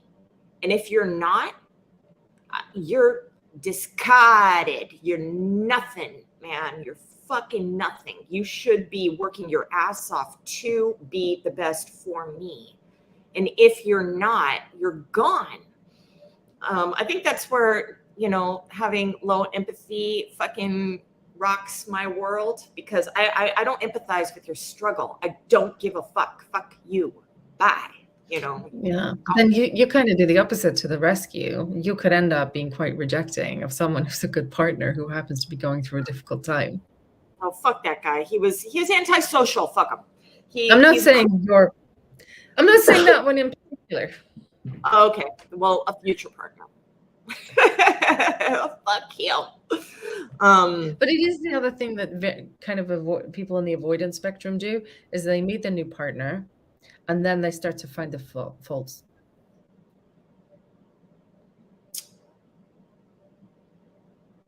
Yeah, I wonder if my person did that to me. He had to have done that to me. See, because I was so I was looking at all the fucking great shit, you know. I was like, oh, that's great. He even asked, you know, does my drinking bother you? And I'm like, no, I'm fucking drink too. You know, I drink too. I drink too. And, you know, my dad was a drunk. This is us, brother. You know, it's like I wasn't devaluing fucking shit. You know, it's so weird. It's like I was looking for all the little cute things. All, you know, because in my past, you know, it's, yes, you're looking for why you're not perfect. I'm not saying, and I did not go into this relationship with that, you know, that fantasy. I was like, you know, fucking fun. We banter, we get along, you know, we're same age. So we got the movie quotes, the movie, you know, music, everything. This is great. This is fun. We're both introverts. Wonderful. We love to drink. Great. You know, and we both have the same age kid living with us. You know, everything was just way too fucking. But I feel like this was my karma, because I was getting the microaggressions. I was getting devalued, you know, for things that I wasn't doing. And I'm just like, what the fuck is happening? You know, I'm just like, so yeah, the tables got turned and I got fed the shit that I've always been feeding everybody else. You know, it's like, oh, so this is what it's like to love somebody who is pushing you away and fucking making you out to be somebody you're not, and fucking, you know, and I'm just like, I'm not saying that I didn't do, you know, shit, you know, like fucking trying to use him for my channel shit, dude, you know, fucked up shit. But, you know, but, you know, I'm just like, oh, fuck. I mean, there were so many aha moments that I was like, oh, shit, you know, and then I just kind of pushed it aside and I'm like, please let this not be real, you know, just one time he was telling me if we move in together in the future or whatever, and he's giving me this laundry list of fucking housewife duties that I have to do. And it's like, he already knows that I do all these things. I've been doing them for fucking 25 years with my ex-husband. I do them now. I also do them in his home. And he's telling me like I'm not doing them. And I'm like, this is fucking weird. What is happening right now? You know? And it's because his daughter is just completely dismissive and doesn't do shit in the house and everything. And he was projecting that on me. And I was just like, I'm in danger. I'm in mental danger here. He's not seeing me for what I'm doing. He's seeing me from the lack of what somebody else is doing. This relationship is in fucking danger, you know? And I'm just like, oh, fuck. And because I don't want to be sad, because I don't want to, you know, be like, oh God, no, no, no. So I want to shut off those feelings, you know? And I'm just like, I already do that shit, you know? And you know, if the couple can figure out that's what's going on, someone's doing some projecting, they can take a step back from it. And they can even have a sense of humor about it. That was one issue that was brought up 570 billion times. That was never going to get resolved ever. Projection of his past people onto me. Nothing. It was never going to get resolved. So, yeah, can't fix it. I can't. I even brought it up. So if you bring up something to someone over and over again, and I know that people have brought things up to me 100 fucking times, and I was completely dismissive. I take responsibility. Okay, but I'm saying that you know, if you're going to bring up something to somebody 100 fucking billion times, and they're always going to dismiss it, that's a problem. That's a huge problem, especially if it's not just like you're leaving your towel on the floor all the time. You pick up the towel, you know. I'm talking about like a real core issue where this is why you're fighting all the time, like the same fucking thing over and over and over and over and over again, you know. It's almost like people who their partner's cheating on them, or and then you find that they're, oh, I'm sorry, I'll never cheat again. I know my mistake, blah, blah, blah. And then you find out that they're still DMing fucking exes and still doing, and then you're making excuses for that shit, or they're just like, no, it doesn't mean anything. You're just being insecure, and it's nothing, and I don't care. But and it's just like, break your fucking phone, dude. What do you mean? What do you mean it's nothing? You know? One thing that I like about me doing shady shit in the past, just having that history, I mean, is that you can't fuck with me. You can't. No. I know what you're doing because I had that mindset. So it's like, no, you can't talk me out of it. You can't. You're a whore. You're a whore. You're a mental whore, or you're a physical whore. So no. So it's funny. And I don't want to put this out in the universe, you know, because I don't know if you've had people say this to you, but for me in the past, if somebody hurt me and I didn't have the ability to destroy their life, I'm going to go after somebody new and I'm going to destroy their life. Transference. Mm. You ever? Yeah. Yes. Well, yeah, because I guess that's like punishing someone else for someone else's crimes. Yes. But it's also about potentially you feeling powerful. Yes. And in control. I get that anger out. I get that Yeah. that feeling out, and I don't care who it is. So yeah, if you know, that's why I brought that up, because I was, you know, thinking I really want to hurt somebody because I wasn't able to hurt this person.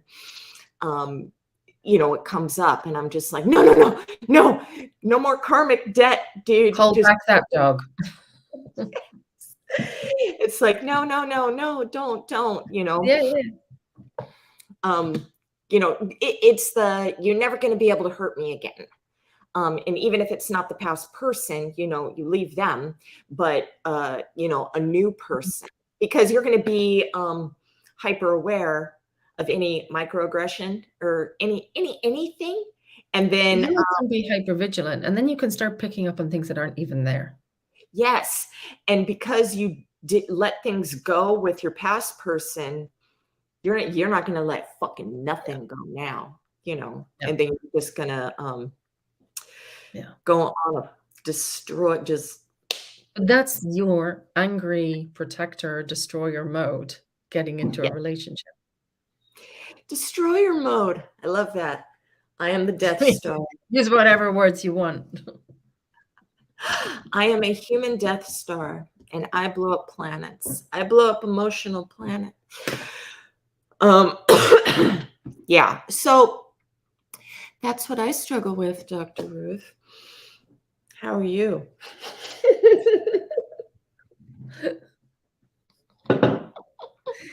Glad I'm not your therapist.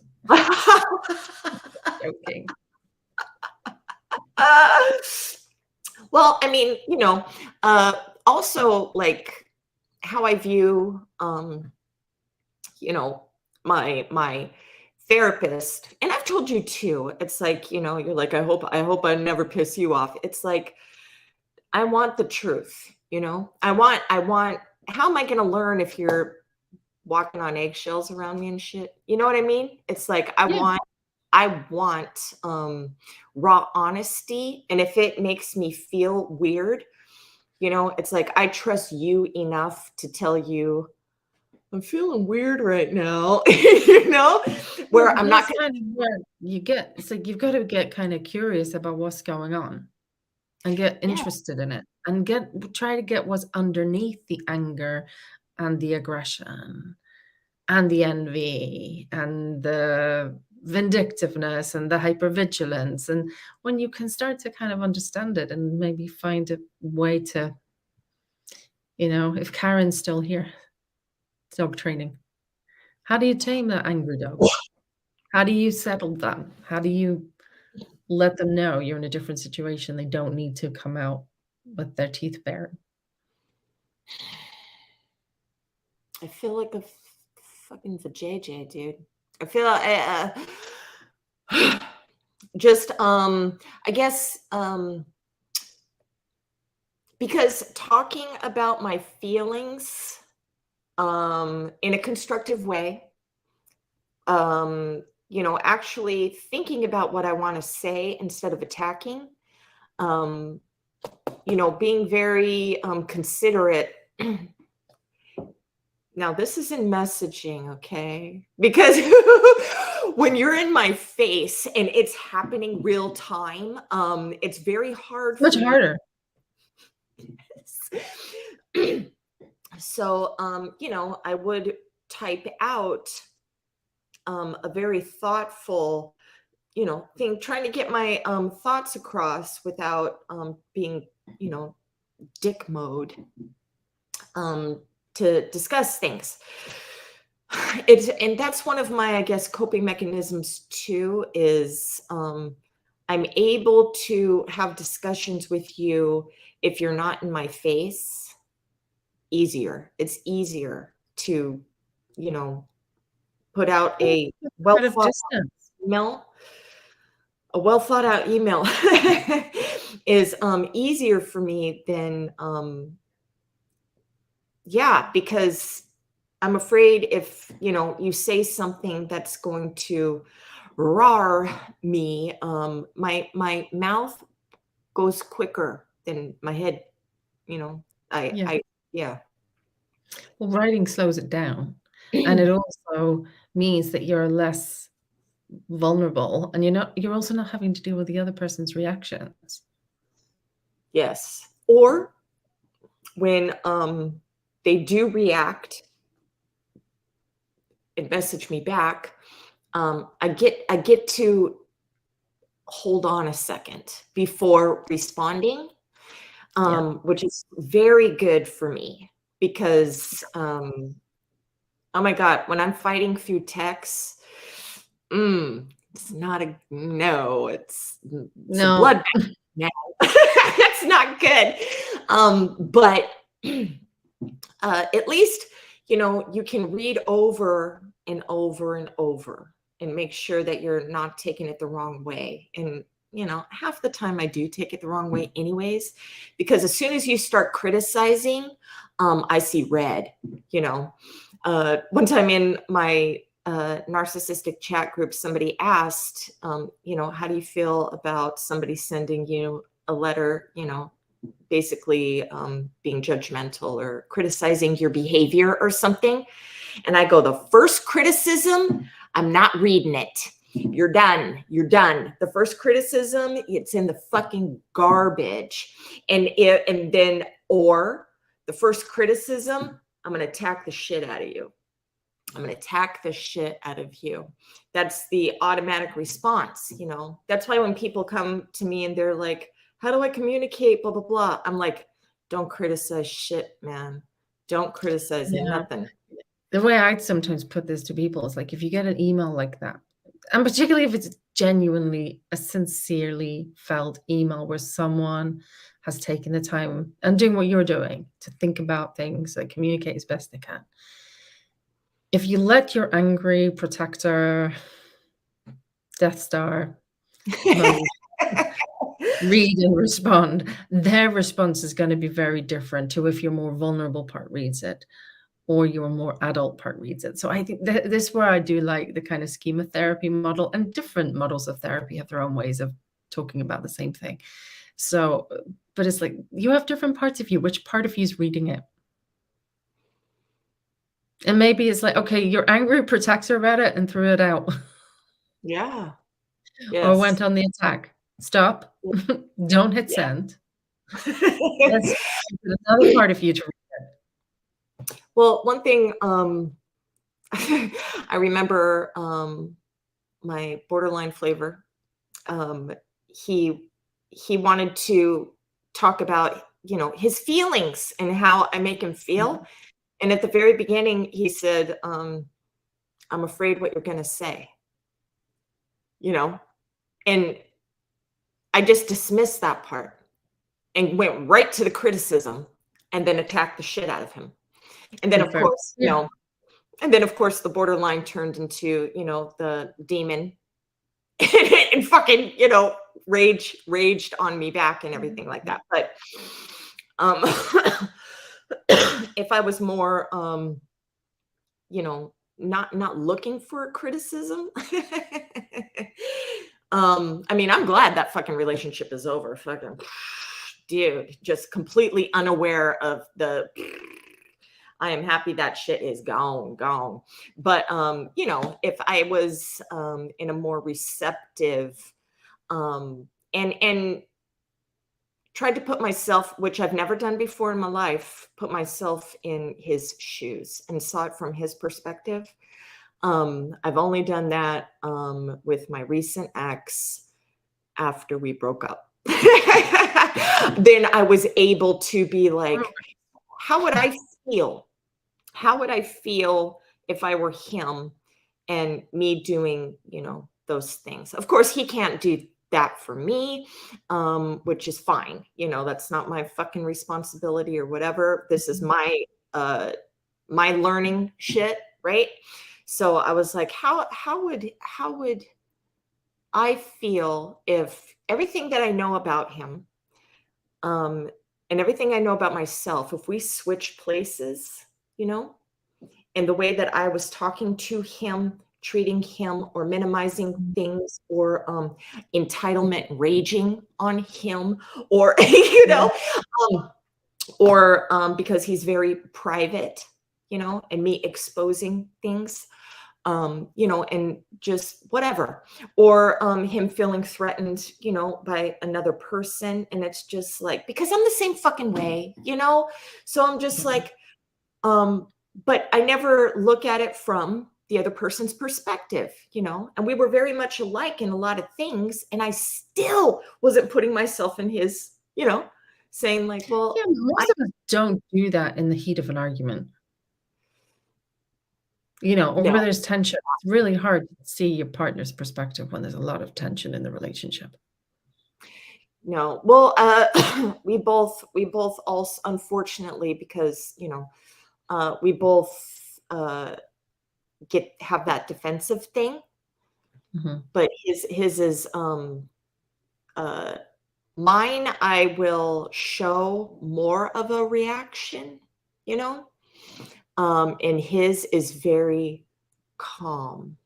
His any upset, anything going on in his head, anything, it's very creepy calm, and I'm just like, yeah, so I'm just like, I mean, I love my horror fucking guys and stuff, so I'm just like, so I mean, these things aren't scary and shit, I just a little bit, but I'm just like, what the fuck are you thinking right now?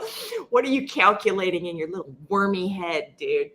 But yeah, so it was very hard because we would the defenses would go up in both, Absolutely. and, yeah, You treating each other, you set off each other in that kind of situation. yes, with my ex-husband, when he saw that I was getting really upset, and I don't scream, but I elevate my voice, and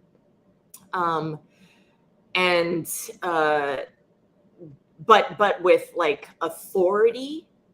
Now, he was in the military, he's a Marine and shit, so being yelled at like drill instructor doesn't scare him and shit, but he very much loved me. So me getting upset and being like that, he actually, over time, he stopped what he was doing and he would listen to understand, I don't think I gave him the same amount of grace, but he did do that for me, and also I think it's because we would squash it right after that. I wouldn't hold resentments and fucking silent treatment all day and for weeks or whatever. It's like, I want it done and I want to move the fuck on, because I don't want to be uncomfortable in the environment and everything like that. I want to fucking get it out. I don't like that. Even getting into an argument with my ex and I would just go into the other room. I was very uncomfortable. It's like, I don't want this distance, between my person. I want it fucking fixed, man.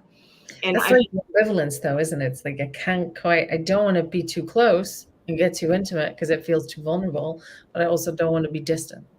And then it causes that anxiety, it's like, I just want it to go away. I want it to just evaporate, just, can it go away so, everything's fine again? But see, in the past, when I would just dismiss arguments where you don't fix it, where you don't come to a conclusion and you just don't talk about it anymore, I used to be fine with that, but now it's like, but that's because I didn't care about connecting with my partner, and because I wanted to connect with this partner, you know, became a lot more uncomfortable because I do want to talk about it. I do want to get, I don't want to hold any resentments towards my partner. I do want to get to the root so we never have to deal with this type of shit again, or it would be easier next time it came up or something, right? There'll always be, but sometimes I think there's always going to be some tension in any relationship. Because you're going to have two different people who have two different backgrounds, two different potentially cultural backgrounds, different ways of doing things, different personalities. There's always going to be something between them. And it doesn't have to be resolved. What? Yeah. What? You know, sometimes you have to live with things. Like what? Well, I have to think of examples. But like you have to live with, I don't know, a partner who's a bit messy. Well, yeah, that's right. Yeah. Or you live with a partner who maybe, you know, maybe someone who's going to be in a long-term relationship with you needs to live with you wanting your own space. Yes. That's the price of entry. Well, the whole thing, that's like, that's why for me, if somebody was like wanting to, you know, move in together and everything, that's why I was cool with my ex. It's like, well, he's not gonna, you know, be able to retire for a while, years. So it's like, I didn't have to worry about that shit. And because I wasn't pushing marriage or anything, or, you know, nothing. I said, we can get married in 10 years. I don't give a fuck. You know, I'm like, I'm happy in the present moment type shit. Like I was looking up like a bunch of psychopathy stuff. And one of the traits, and this was from like criminals and shit, you know, they're like, I'm just living in the present moment, you know, to get my needs met right now. And I have no future goals because everything is in the right now, getting my needs met in this fucking thing, you know, or whatever. Like he asked me, what are my future goals? And I'm like, I'm fucking cool with what I'm doing right now. Why do I have to have like this massive, you know, yeah, but sometimes in a relationship, someone can be the planner for the future. And someone keeps an eye on that, and the other one keeps an eye on what's going on today. Yeah, but I have always been the fucking planner in my past, you know, and I think I attract these types of dudes, you know, and then it's like, so maybe he wanted me to be the planner, and I'm just like, I ain't fucking planning no more, dude. I'm done being the planner. I'm happy. Or maybe he wanted to know what your hopes were for the future, so he can support you in them. Well, I just said, I'm doing this. Support me on this. And I said I can pick up my computer and go anywhere. So, you know, we can move anywhere, you know, after retirement. Nothing, it doesn't matter. I don't care.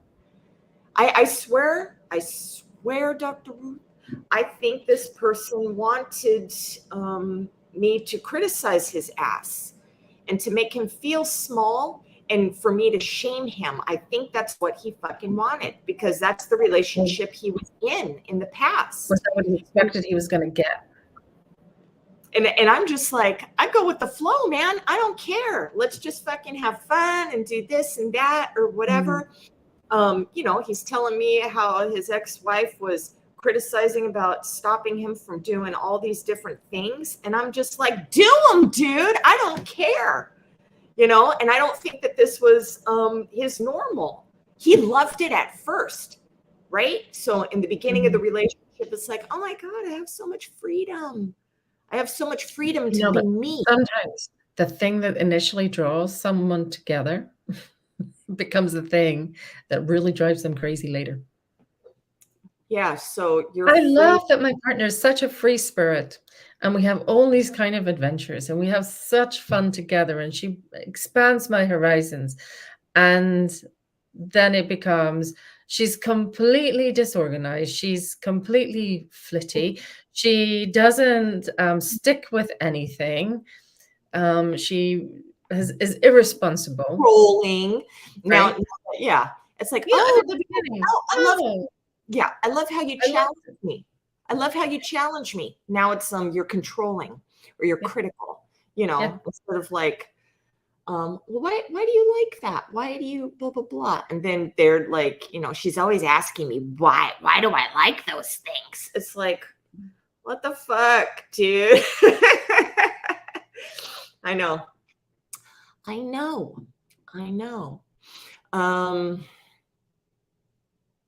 Fucking whatever. Yeah. So anyway, because not being young, you don't need the family unit and the babies, and all that security shit, that you get from a partner, financial security and everything like that. And I wanted to know that I need nothing from you. I want to be with you. You're wanted. And some dudes, and I know that this is bad. I do have a lot of masculine energy and shit, and I am very, have that independent thing. I don't know how to receive, right? And I know all these. I know all these fucking problems. And sometimes a man wants, they do want a woman that they can rescue or take care of, because it's all not just that it's going to make them feel like a man, but this woman isn't going to bail on them. This woman isn't going to leave them, because Yeah. this woman needs them. So, and I see this a lot, when I talk to people and everything, they're like, we built this life and everything, and he left me for somebody who's like this broken thing or whatever. And it's like, because you didn't need him. You didn't need him emotionally. Not just, they built up this life, right? So they have their finances and blah, blah, blah. But you were way too independent, with your emotional state too, that, you were closed off and you did not need him. And now this bundle of weepy fucking, help me in my life. I'm nothing, and then he's like, oh my God, I have purpose. I have purpose in this woman's life. And so that's what he wants, and that's what he's fucking going after, so it's like, well, I can't turn into that for you. I can't, I mean, I can learn to be more allowing, right? I can learn that. I can tone down my masculine energy and allow, if he steps up with his, masculine energy and stuff like that, right? Because there's got to be balance, right? Yeah. But I mean, if you want an abusive woman, and I'm trying to not be abusive, I'm not going to turn extra toxic for you, just so you feel comfortable in, being a victim. It's like, no, fuck face. I want us to be right here. I don't want to make you feel small so you can beat me up to make yourself feel big again. It's like, and you have to grieve that, because I can't do it. I'm not doing it. I'm not going to fucking beat you up and then you fucking play victim. Fuck you. I'm not doing it. So, no. I need a t-shirt. I think this also comes down to partner selection, right? It's like, it's letting yourself break the mold. If you've got a certain type and it's not working, you got to break the mold. oh God, no. I'm all thinking of like the opposite. What? No, you don't have to go the opposite, because the opposite could be just as bad in the opposite direction. Oh God, I'm fucking hurl. What? I don't know. I don't know. I don't know. I don't know what my perfect fucking and not perfect. Nobody's perfect, but I don't know. I don't know. And I feel okay. And I feel like somebody who is secure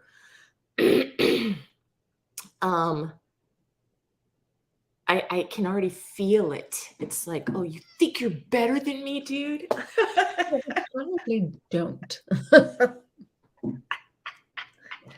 Because they don't. If they're genuinely secure in themselves.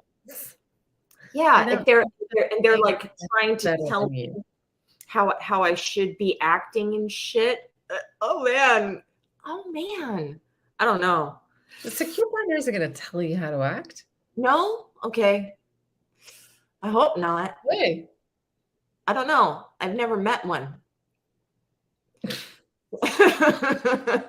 And all of these you need to learn how to do like the adult attachment interview for first dates. For first aids? Yeah, no, the first time you go on a date with someone. Oh. You need to assess them. Oh, I assess. But usually I'm just having fun. That's the thing. I don't do interview. I'm not interview mode when I first. But you can learn so much about someone from just how they are. Yeah. Well, you make jokes about things. You think I always see if they can get my jokes, number one. Joking about, darker shit, number two. That's probably the red flag, right? Because your bad things that happen to you, you don't give a shit. You're like totally, hey, look, I'm gonna expose my low empathy. How do you like it? They fucking love it. So it's like, oh, okay, you got that shit too. All right. But I don't know. I mean, you say that fucking some,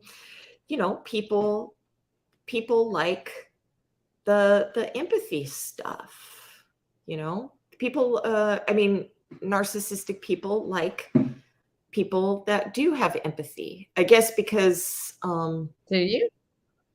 Me? I mean, I don't want a lot of empathy, I guess. A lot of feelings. I want somebody to be able to understand what I'm fucking saying, and I'm cool with the logical, shit. It's like, can you just fucking process? I don't need you to feel, these things. It's just, can you process these things? I'm not sure I buy the idea that people who are highly narcissistic want highly empathic partners, particularly not the highly empathic, super sympathetic partner, because that's often, yeah, it is. It's uncomfortable. It's like, it's jarring because it's getting in touch with your more vulnerable side. Yeah, I don't like that. I don't like, number one, don't cry for me. If I'm upset about something and I'm not showing, emotion and stuff, don't fucking cry for me. That's so gross. And I can't handle it. And then I'm going to get mad at you. It's like, get the fuck away from me. But, like if I was going through something that was happening, some traumatic fucking event, and you're just there, that's all I need. I don't need, how are you feeling? What's it? Tell me. I don't need that shit. It's like just being in my space. That's not particularly healthy. And I don't like the kind of healthy, unhealthy labels, but that is a bit much. It's kind of like, and it's not really good empathy in the sense of it's not kind of being able to sit with someone and understand how they feel without having to join in. Yes. One thing, when my father was dying, my cousin is a people pleaser. But she's a badass too. It's weird. I like look up to her. She's she's rad. Okay. Anyway, but when my father was dying, she her first thing is, what can I do? There was no like, you know, oh my God. I mean, when we were hanging out with each other and stuff, I could talk, you know, and then, you know, she's like me, in, you know, she's not a weeper and shit like that or whatever. But, you know, it was like, she was like, how can I make this easier for you? Do you need me? I am here. What can I do for you? You know, and that was awesome. And what is what that? you need. Yeah. And back in the day, it was before GPS on the phone and shit and Garmin's and everything, where you had to use MapQuest. and I'm calling her up and I'm like, can you MapQuest me these directions and read them off to me, you know, on the fucking phone and shit. And it was awesome, you know, and she fucking did that for me or whatever. Or I had to leave my car, my father's car, with her. I had to fly and come back and shit. And, you know, and she helped me run errands for my daddy's shit, you know, and it was great. That was support, you know, helping me in a time of need, take care of the task or whatever. And there was no emotional nothing. We just joked about, you know, my dad and stuff, you know, it's toxic shit. But, you know, there's no, she didn't feel like she had to fix. She was helpful. But that's, you see, but there's someone who's being empathic, who's being very helpful and supportive. She's not in a rescuing mode. No. No. She's actually pretty sturdy. And, you know, I guess the other thing I'd say, Sarah, is there's multiple good ways to be. Like, some people are much better at the practical support, and some people are perhaps the people you turn to when you want a shoulder to cry on. And they're not always the same people, and that's okay. Yeah. But maybe you want to choose a partner who's one of those types. Yeah, I would like just to be there and be like, do you need anything? Because I'm not the type of person that is like, read my mind, motherfucker. You know, it's like, I'm going to tell you, as long as you want to be helpful. And I feel safe to say, yeah, I do need something, you know, but I'm not going to make you guess and then hate you for not fucking guessing my feelings and shit. You know, it's just like, if I feel that, you know, you are available for me in this time, then if I want something that I need in that time, then, you know, I'm going to ask you. Yeah. You know, so there's no manipulation, emotional manipulation going on and shit like that. Yeah, my parental unit is a fucking rescuer, a fixer. I mean, it always has strings attached and shit. But, you know, I do believe that she can have an overwhelming amount of empathy, or at least it looks like it. Okay. And, she does want to save everyone, neighbors, friends. You know, she'll fucking offer to help move her friend across the goddamn country and make her husband help and shit. You know, she's always wanted to rescue, you know, her sister, my sister. It's, you know, always. And it's just like, you're opening the door to be used, number one, and you're also going to hold lots of resentments towards these people. You know, there's like no fucking boundaries, man. And you're doing it to your goddamn self. You know, it's like, or letting her, like, my mom will feel guilty if somebody is in need. She'll feel guilty. Like she has to fucking help. And it's like, how about wait until they ask? How about that? Let them ask. Help me. Can you help me? And if they don't, say that, stop feeling guilty to help. It's like those fucking assholes that are like, oh my God, I can't pay rent. I can't do this. And they don't fucking ask for help. They're like emotionally manipulating people to be like, oh my God, well, let me just give you some money. It's like, that's a very self-sacrificing kind of position to be in, where you're just like giving. I mean, I've seen that happen so many times, where someone lets a partner move in with them because they can't afford rent, or ends up giving a lot financially, or just constantly doing things for someone, but in a way that is just so self-sacrificing. And the other person is so freaking demanding. Yeah. Or not demanding. Or just expects it. Yeah, expects it. And it's just, but there's no acknowledgement of it. And they kind of just quietly receive it. And then, I never asked you to do this stuff for me. Why'd you do it? Uh-huh. Now you blame me. Yes. Yeah, one of my exes, he would be getting all of these gifts from all these women, art supplies all the time, art supplies and shit, when we were broken up, and I'm like, yeah, because that's what you do. You cry poverty for your art supplies, and then these bitches are sending you all this fucking shit, which I used to do for you, and when I left, you're getting it from all these other people. And I'm just like, you're such a piece of shit. But, I realized I was also doing a lot of that people-pleasing bullshit with him just in the very end of the relationship. I was buying all kinds of stuff, giving money to take care of his finances, all kinds of shit, because he was supposed to move to America. Thank God for COVID.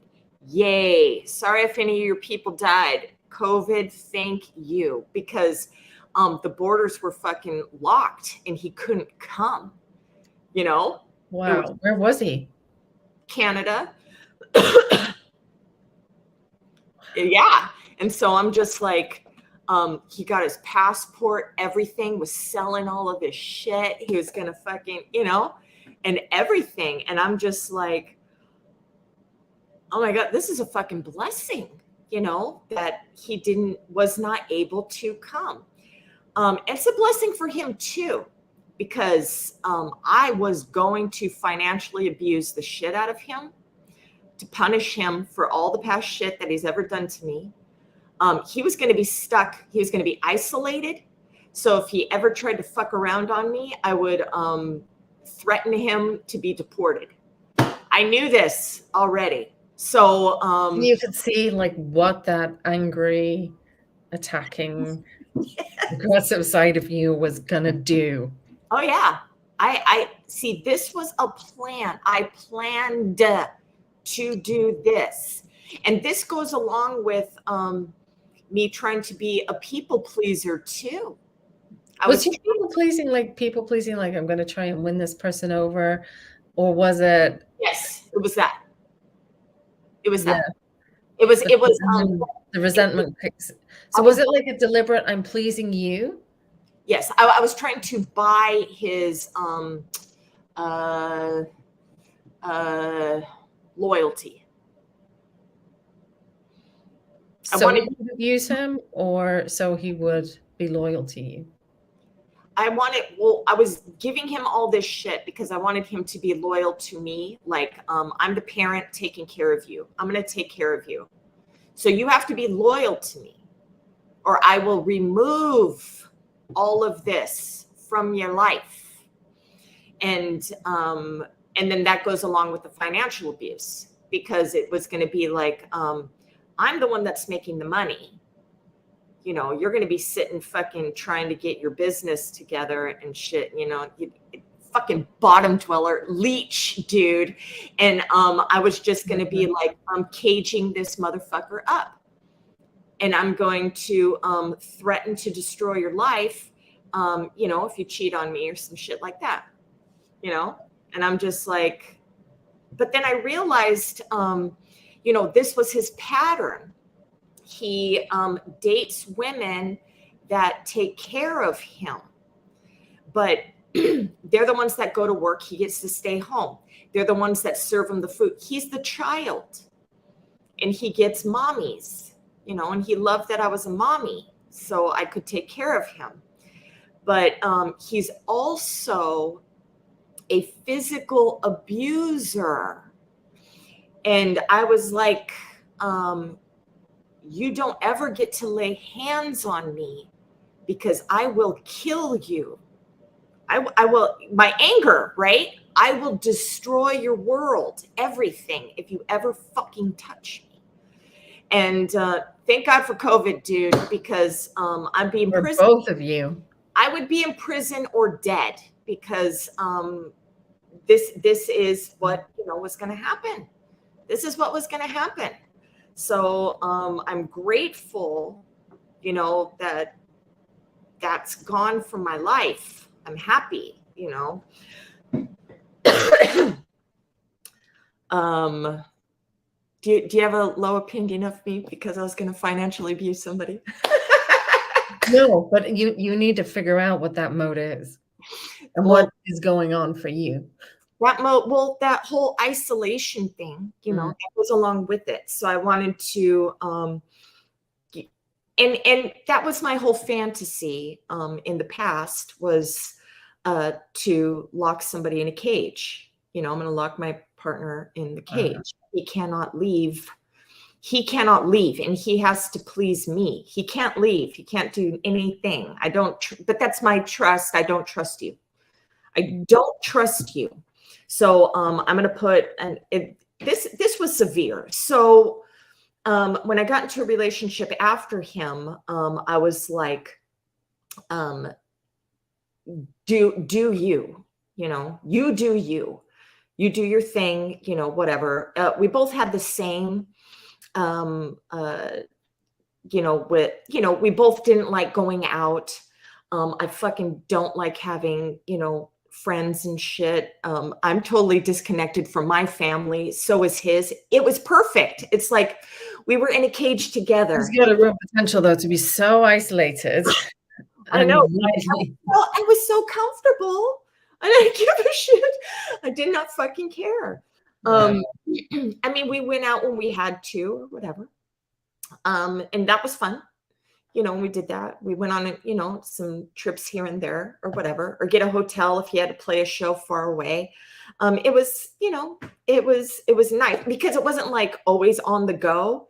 It was like, you know, every few weeks, you know, something would happen or whatever, you know, or we'd go shopping or something. Everything did though go downhill during the winter months.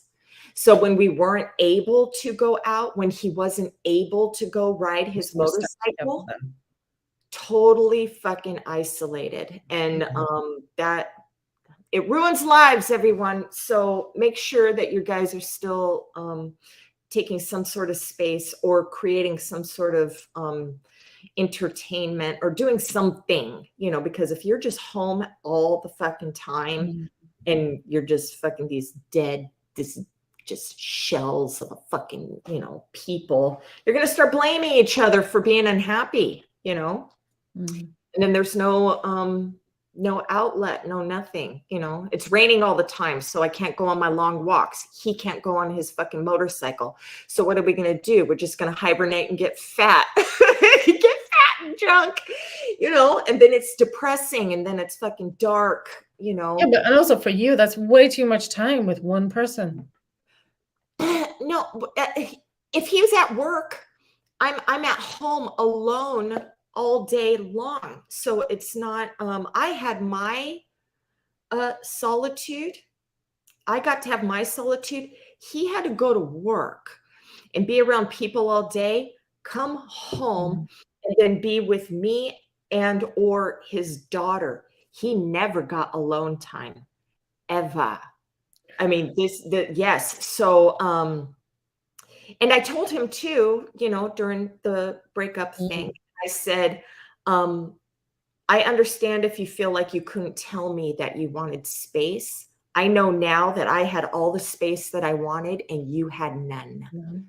And that I wish that I gave him, what do you call it? I mean, I would leave the apartment and everything and come home, to take phone calls. I would leave, for 4 hours here and there, whatever, and leave him alone and stuff.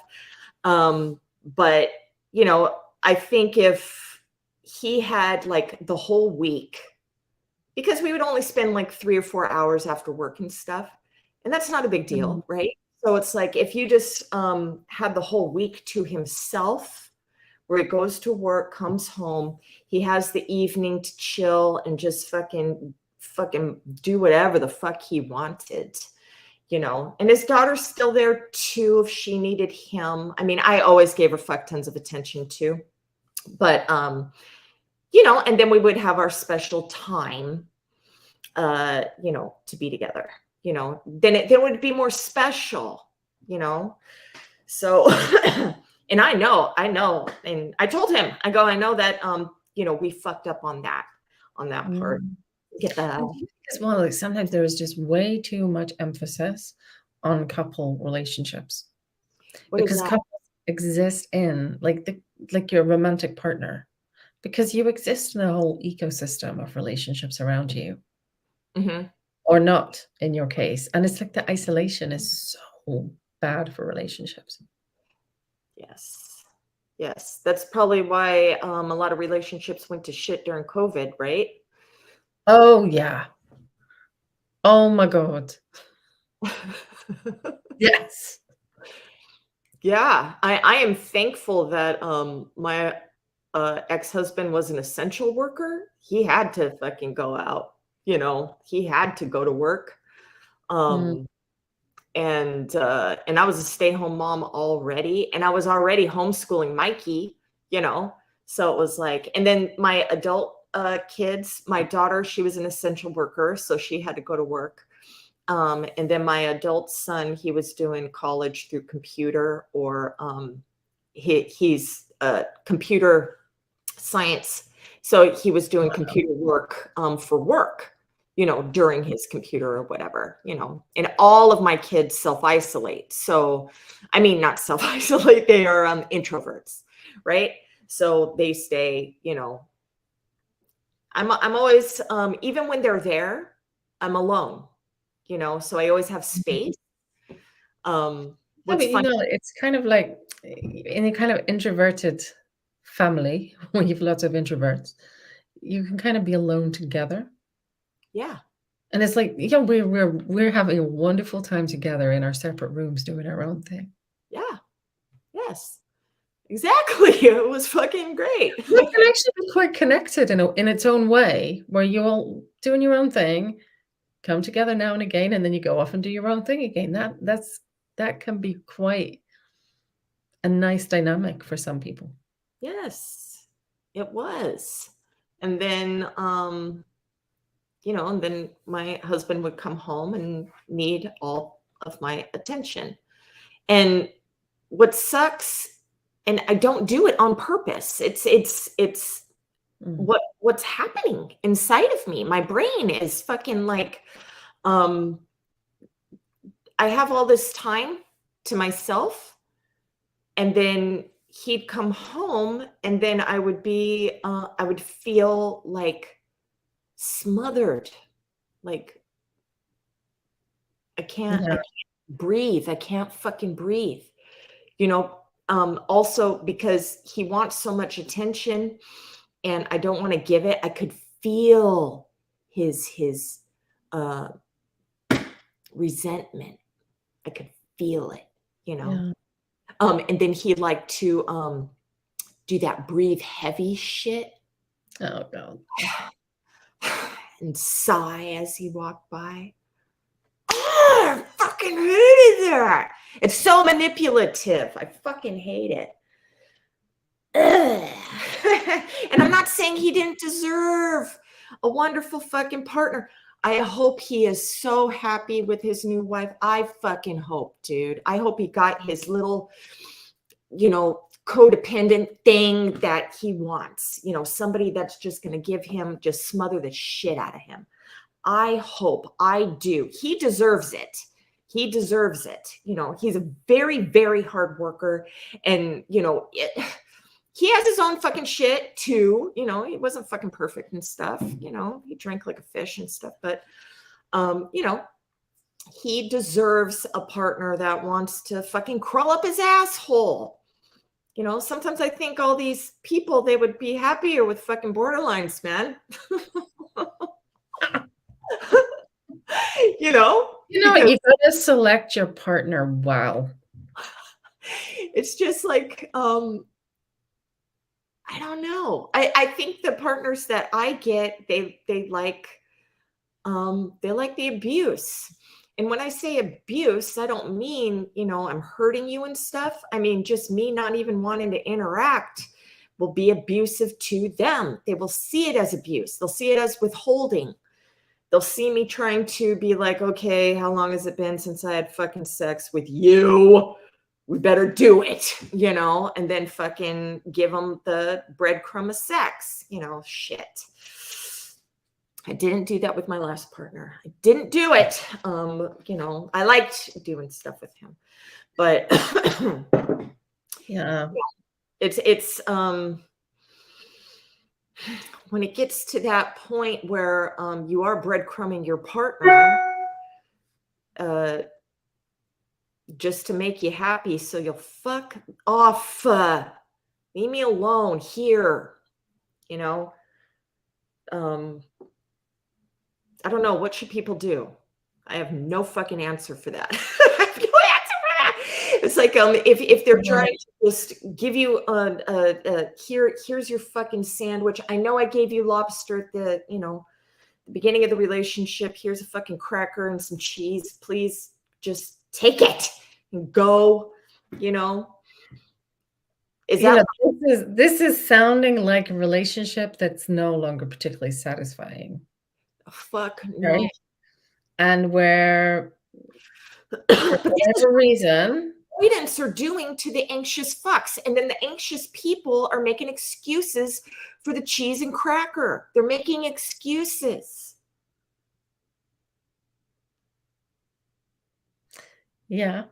Give me an answer, Dr. RuTh. You know, there aren't any easy answers. You know, it's where you kind of have to sit back and figure out what's actually going on for this particular couple, right? Because it can be something more mundane. It can just be that they've been together for a long time, that life has become a little bit more mundane and they're becoming a bit distant in the relationship. That's much easier to deal with.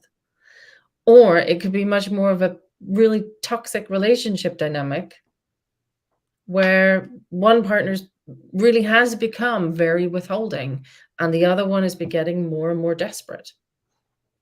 And they're poking. And the more they poke, the more the other one withholds. And then somehow you got to find a way to break that cycle where the withholding one becomes less withholding and the poking one learns to sit back a little bit and wait. My mom used to say, she would tell me, just give him a bunch of attention and like that's going to fill his cup. Just give it. But it's never enough. There's never enough. You can give this person fuck tons of attention, you know, but they want that level all the time. They want to be almost like you on their back all the time, you know. And how would you feel in a relationship if someone was giving you attention just to give you attention? Giving me attention just it's almost like it's like I'm going to give you attention in order to get you off my back.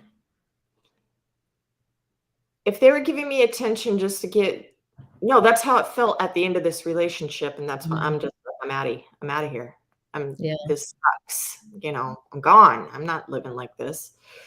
If you don't like me, I'm gone. That's why, it's like, if I am a burden in the relationship, whether it's me or your own issues, and nothing's getting resolved, I'm out of here, and that's no when one likes to feel like a burden.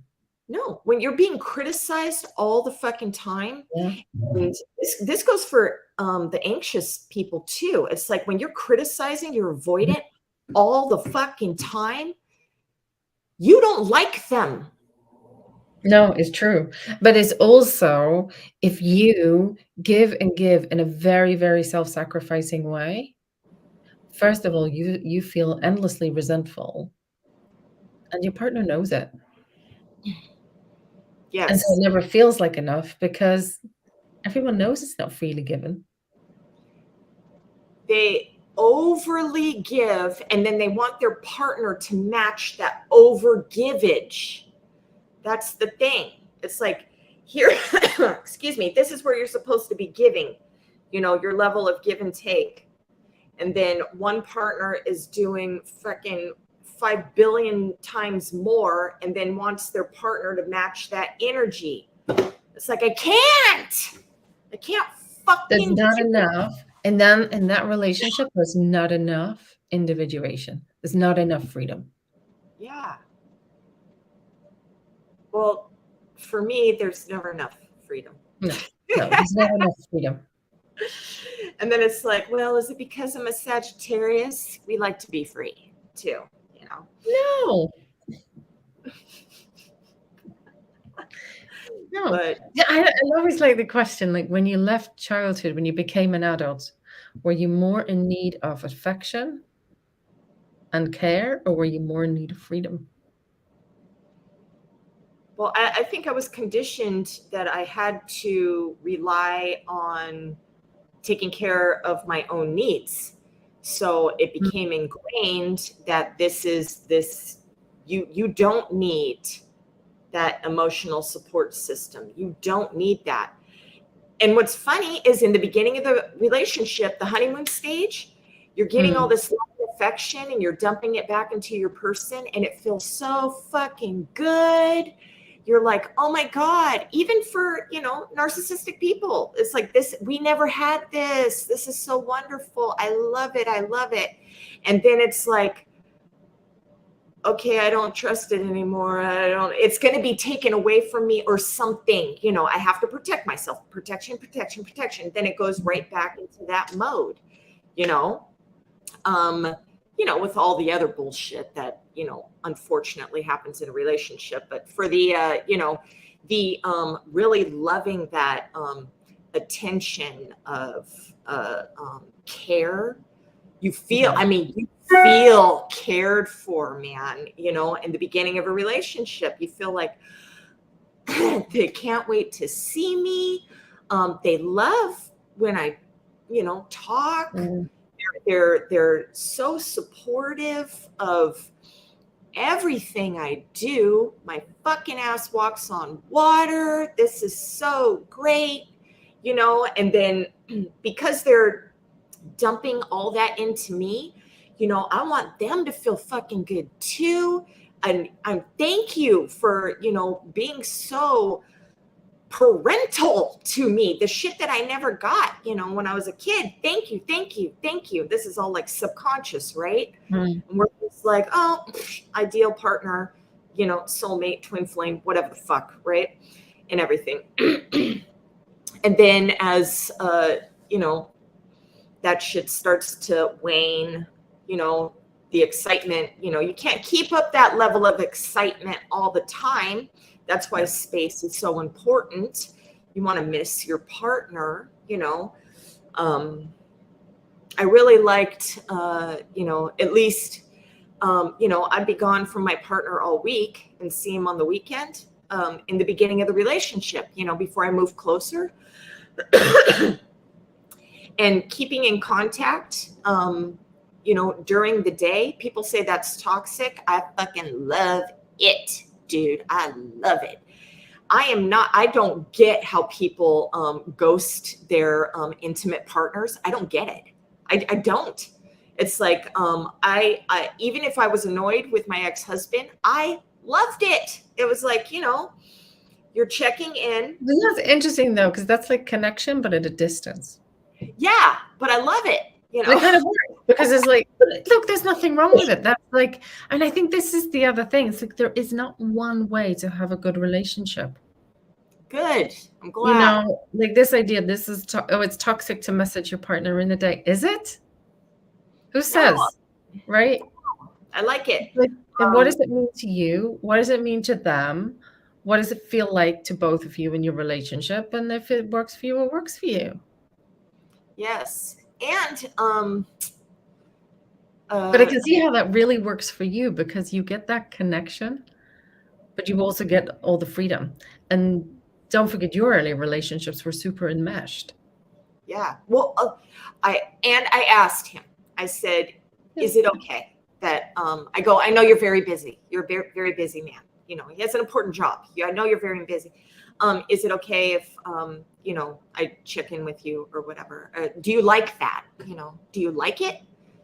And he was like, yeah, I love it. You can fucking type me a book. I fucking love it. And I'm just like, okay, good. So I did ask. Yeah. I didn't just assume or treat him badly or whatever. Isn't that a nice, healthy negotiation of what the communication is going to be in your relationship? Yeah. One thing, though, the way how you said that, I get to have that barrier, but connection, he even said, you can call me. You can call me on the phone. Like when he's at work, he's like, you can call me. I would never call. I only called him one time in a whole fucking, year and 3-month relationship. I only called him once at work. Only one time.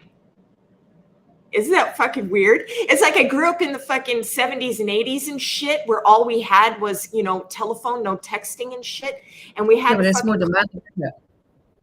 Because you can send a text message and they get to decide when they respond. Yeah. It's so weird how we're conditioned to isolate our intimacy that way. Yeah. Yeah. Yeah.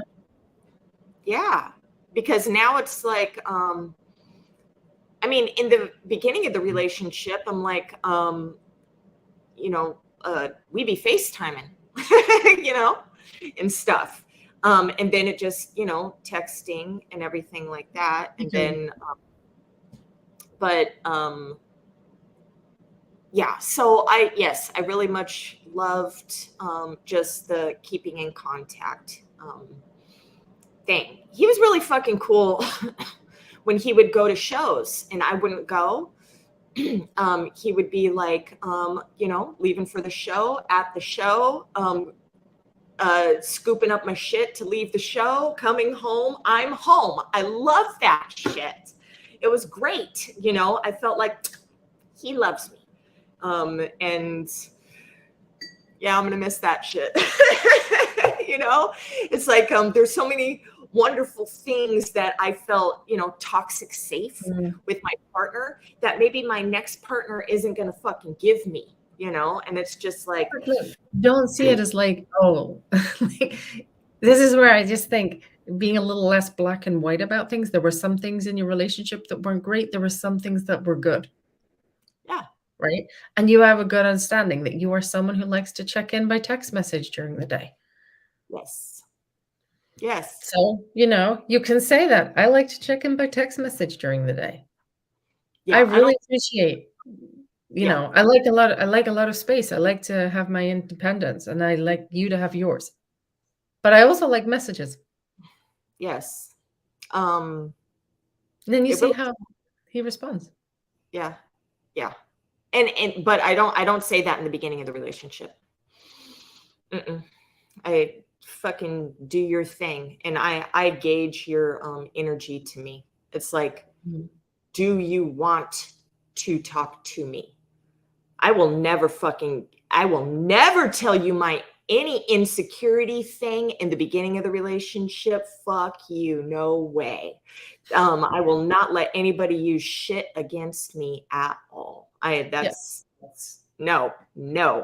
I'll see how you fucking, do you like me? Do you And you like can way over disclose at the beginning of a relationship. Yeah. Like, mean, don't do that. Yes. Do not. Do not. I mean, what's your favorite fucking color? Not my mom used to beat the shit out of me, you know? There's this one fucking chick. Oh my God. I was creeping on the, internet, and she exposed it herself. This isn't one of my fucking people. She said, on her dating app, she wrote her trauma on her dating app. No, you might as well advertise. Oh my God. All the wrong people. Yes. And then she screenshot, the dude that came into her messaging, said that I'm going to re-traumatize you and then fix you. Who are you, Sam Vaknin? What the fuck? This is so gross. He was so abusive, just watching these things. And she kept giving him attention. I was like, I wanted to rip her phone out of her hand and smack her in the fucking face with it. It's like, don't reply. Yeah. Yeah, what the fuck are you doing? It makes me, when I'm feeling evil, just to bait these, fucking dudes, play with them. Like, what's her name? I've forgotten her name. That's Kanika. Yeah. The who? The psychopathic. The Kanika? Yeah, that one. Yeah. This is just like, this is how I fuck with narcissists. Or any fucking dude. She's a man hater, but she says she's not, but she's always talking about how she manipulates men. It's like, no, you don't like them.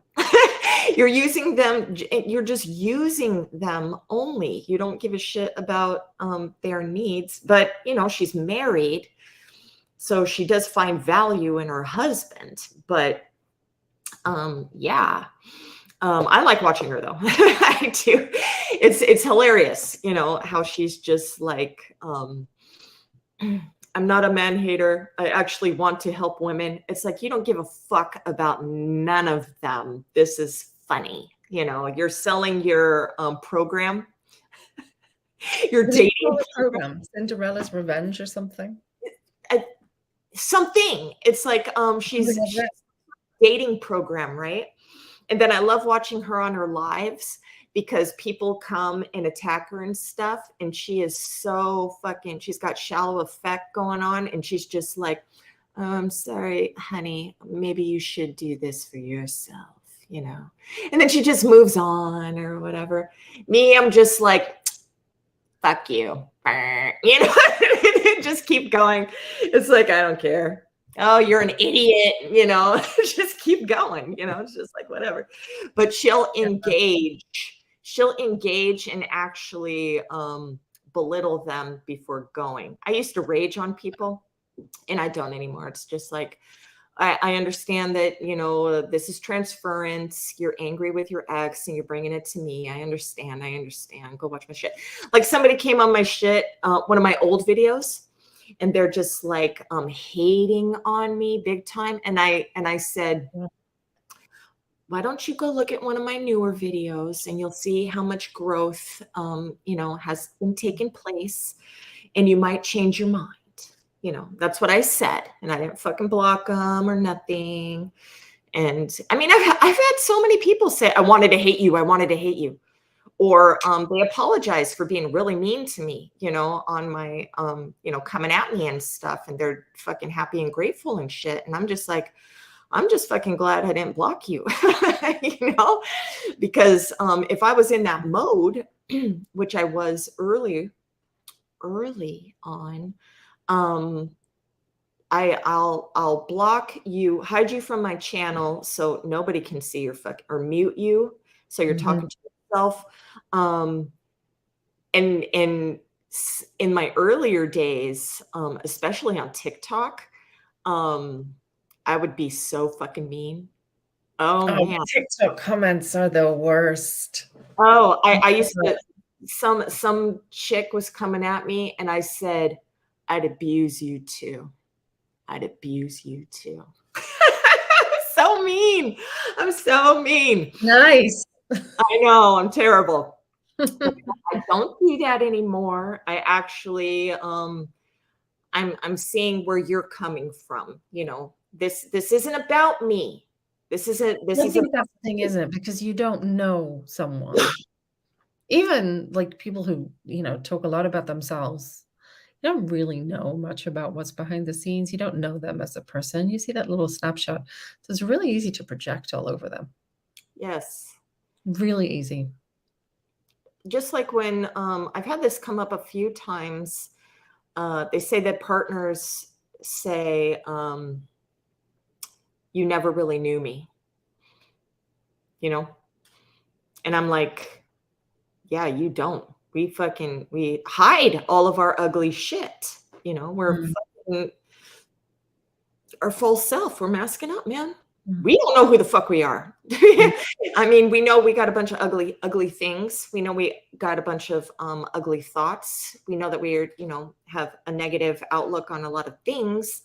And the inner suffering that we can't even explain, ourselves. And, you just see what we're trying to show you.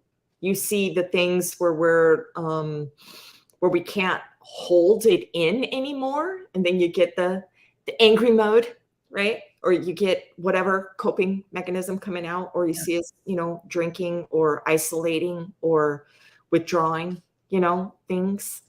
So yeah, that is the truth. No, you don't know. You don't know. Because if they're not going to be able to be vulnerable enough to expose their struggles with you, and I don't mean in a moment of being drunk. Do you know how many people me and they're just like, really. yeah, they were drunk and they were, vulnerable and saying all this fucking, mushy shit about how they feel about themselves. And, I mean, they'll expose some pretty hardcore stuff. And it's like, yeah. And they're going to fucking probably punish you for hearing that shit to get you the fuck away from them. Yeah. So that was like, and then you're going to get scared every time they expose anything. You're going to fucking get scared that you're going to get punished. It's almost going to be like, I don't want to fucking hear it. Keep that shit to yourself because I don't want to be punished because you feel weak. That's what happens. I mean, getting drunk in order to be vulnerable is not being vulnerable. Yeah. Yeah. Yes, exactly. It's like, it has been fun, but it's nearly midnight where I am. Oh shit! I'm so sorry. That's okay. I mean, I just clock, and like the last time I looked, it was like we were only doing it for an hour and a half, and now it's an hour and a half again. And so it's like, what? Yeah. You guys like being ignored? We didn't answer. We have ignored. Did anyone ask any questions that we should address? Well,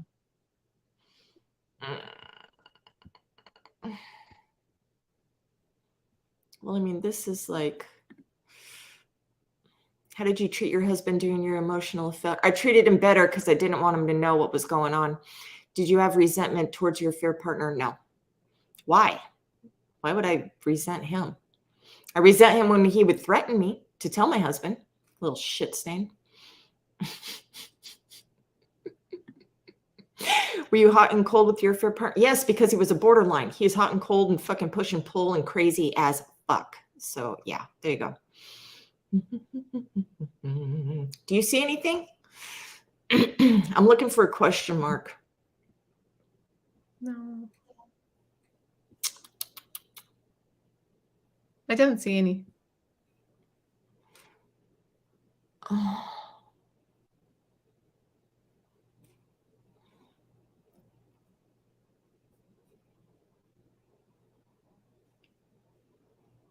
Do you know stuff about paranoid personality disorder?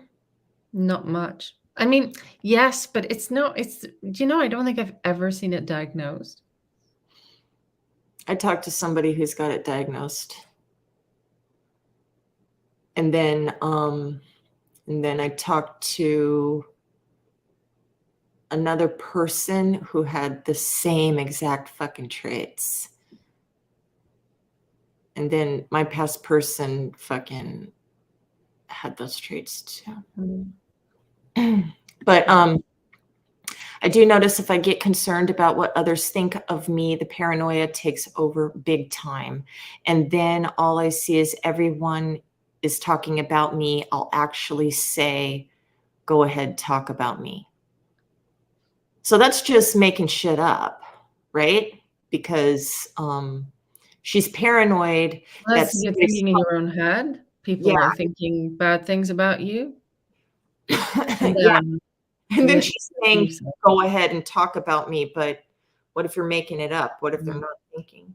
That's a paranoid thing, right? Yeah. And that can also, if you have lots of thoughts that are not very accurate about what other people are thinking and feeling towards you, and you start to act on the thoughts without finding out whether or not they're true, well, you can get really angry with someone who has no idea. Yeah, and that's why you're getting angry. That's what's good about CBT too. Yeah. Doing that mind reading shit. Yeah. Because I saw myself doing that, but that was me projecting stuff too, you know. So if I'm angry,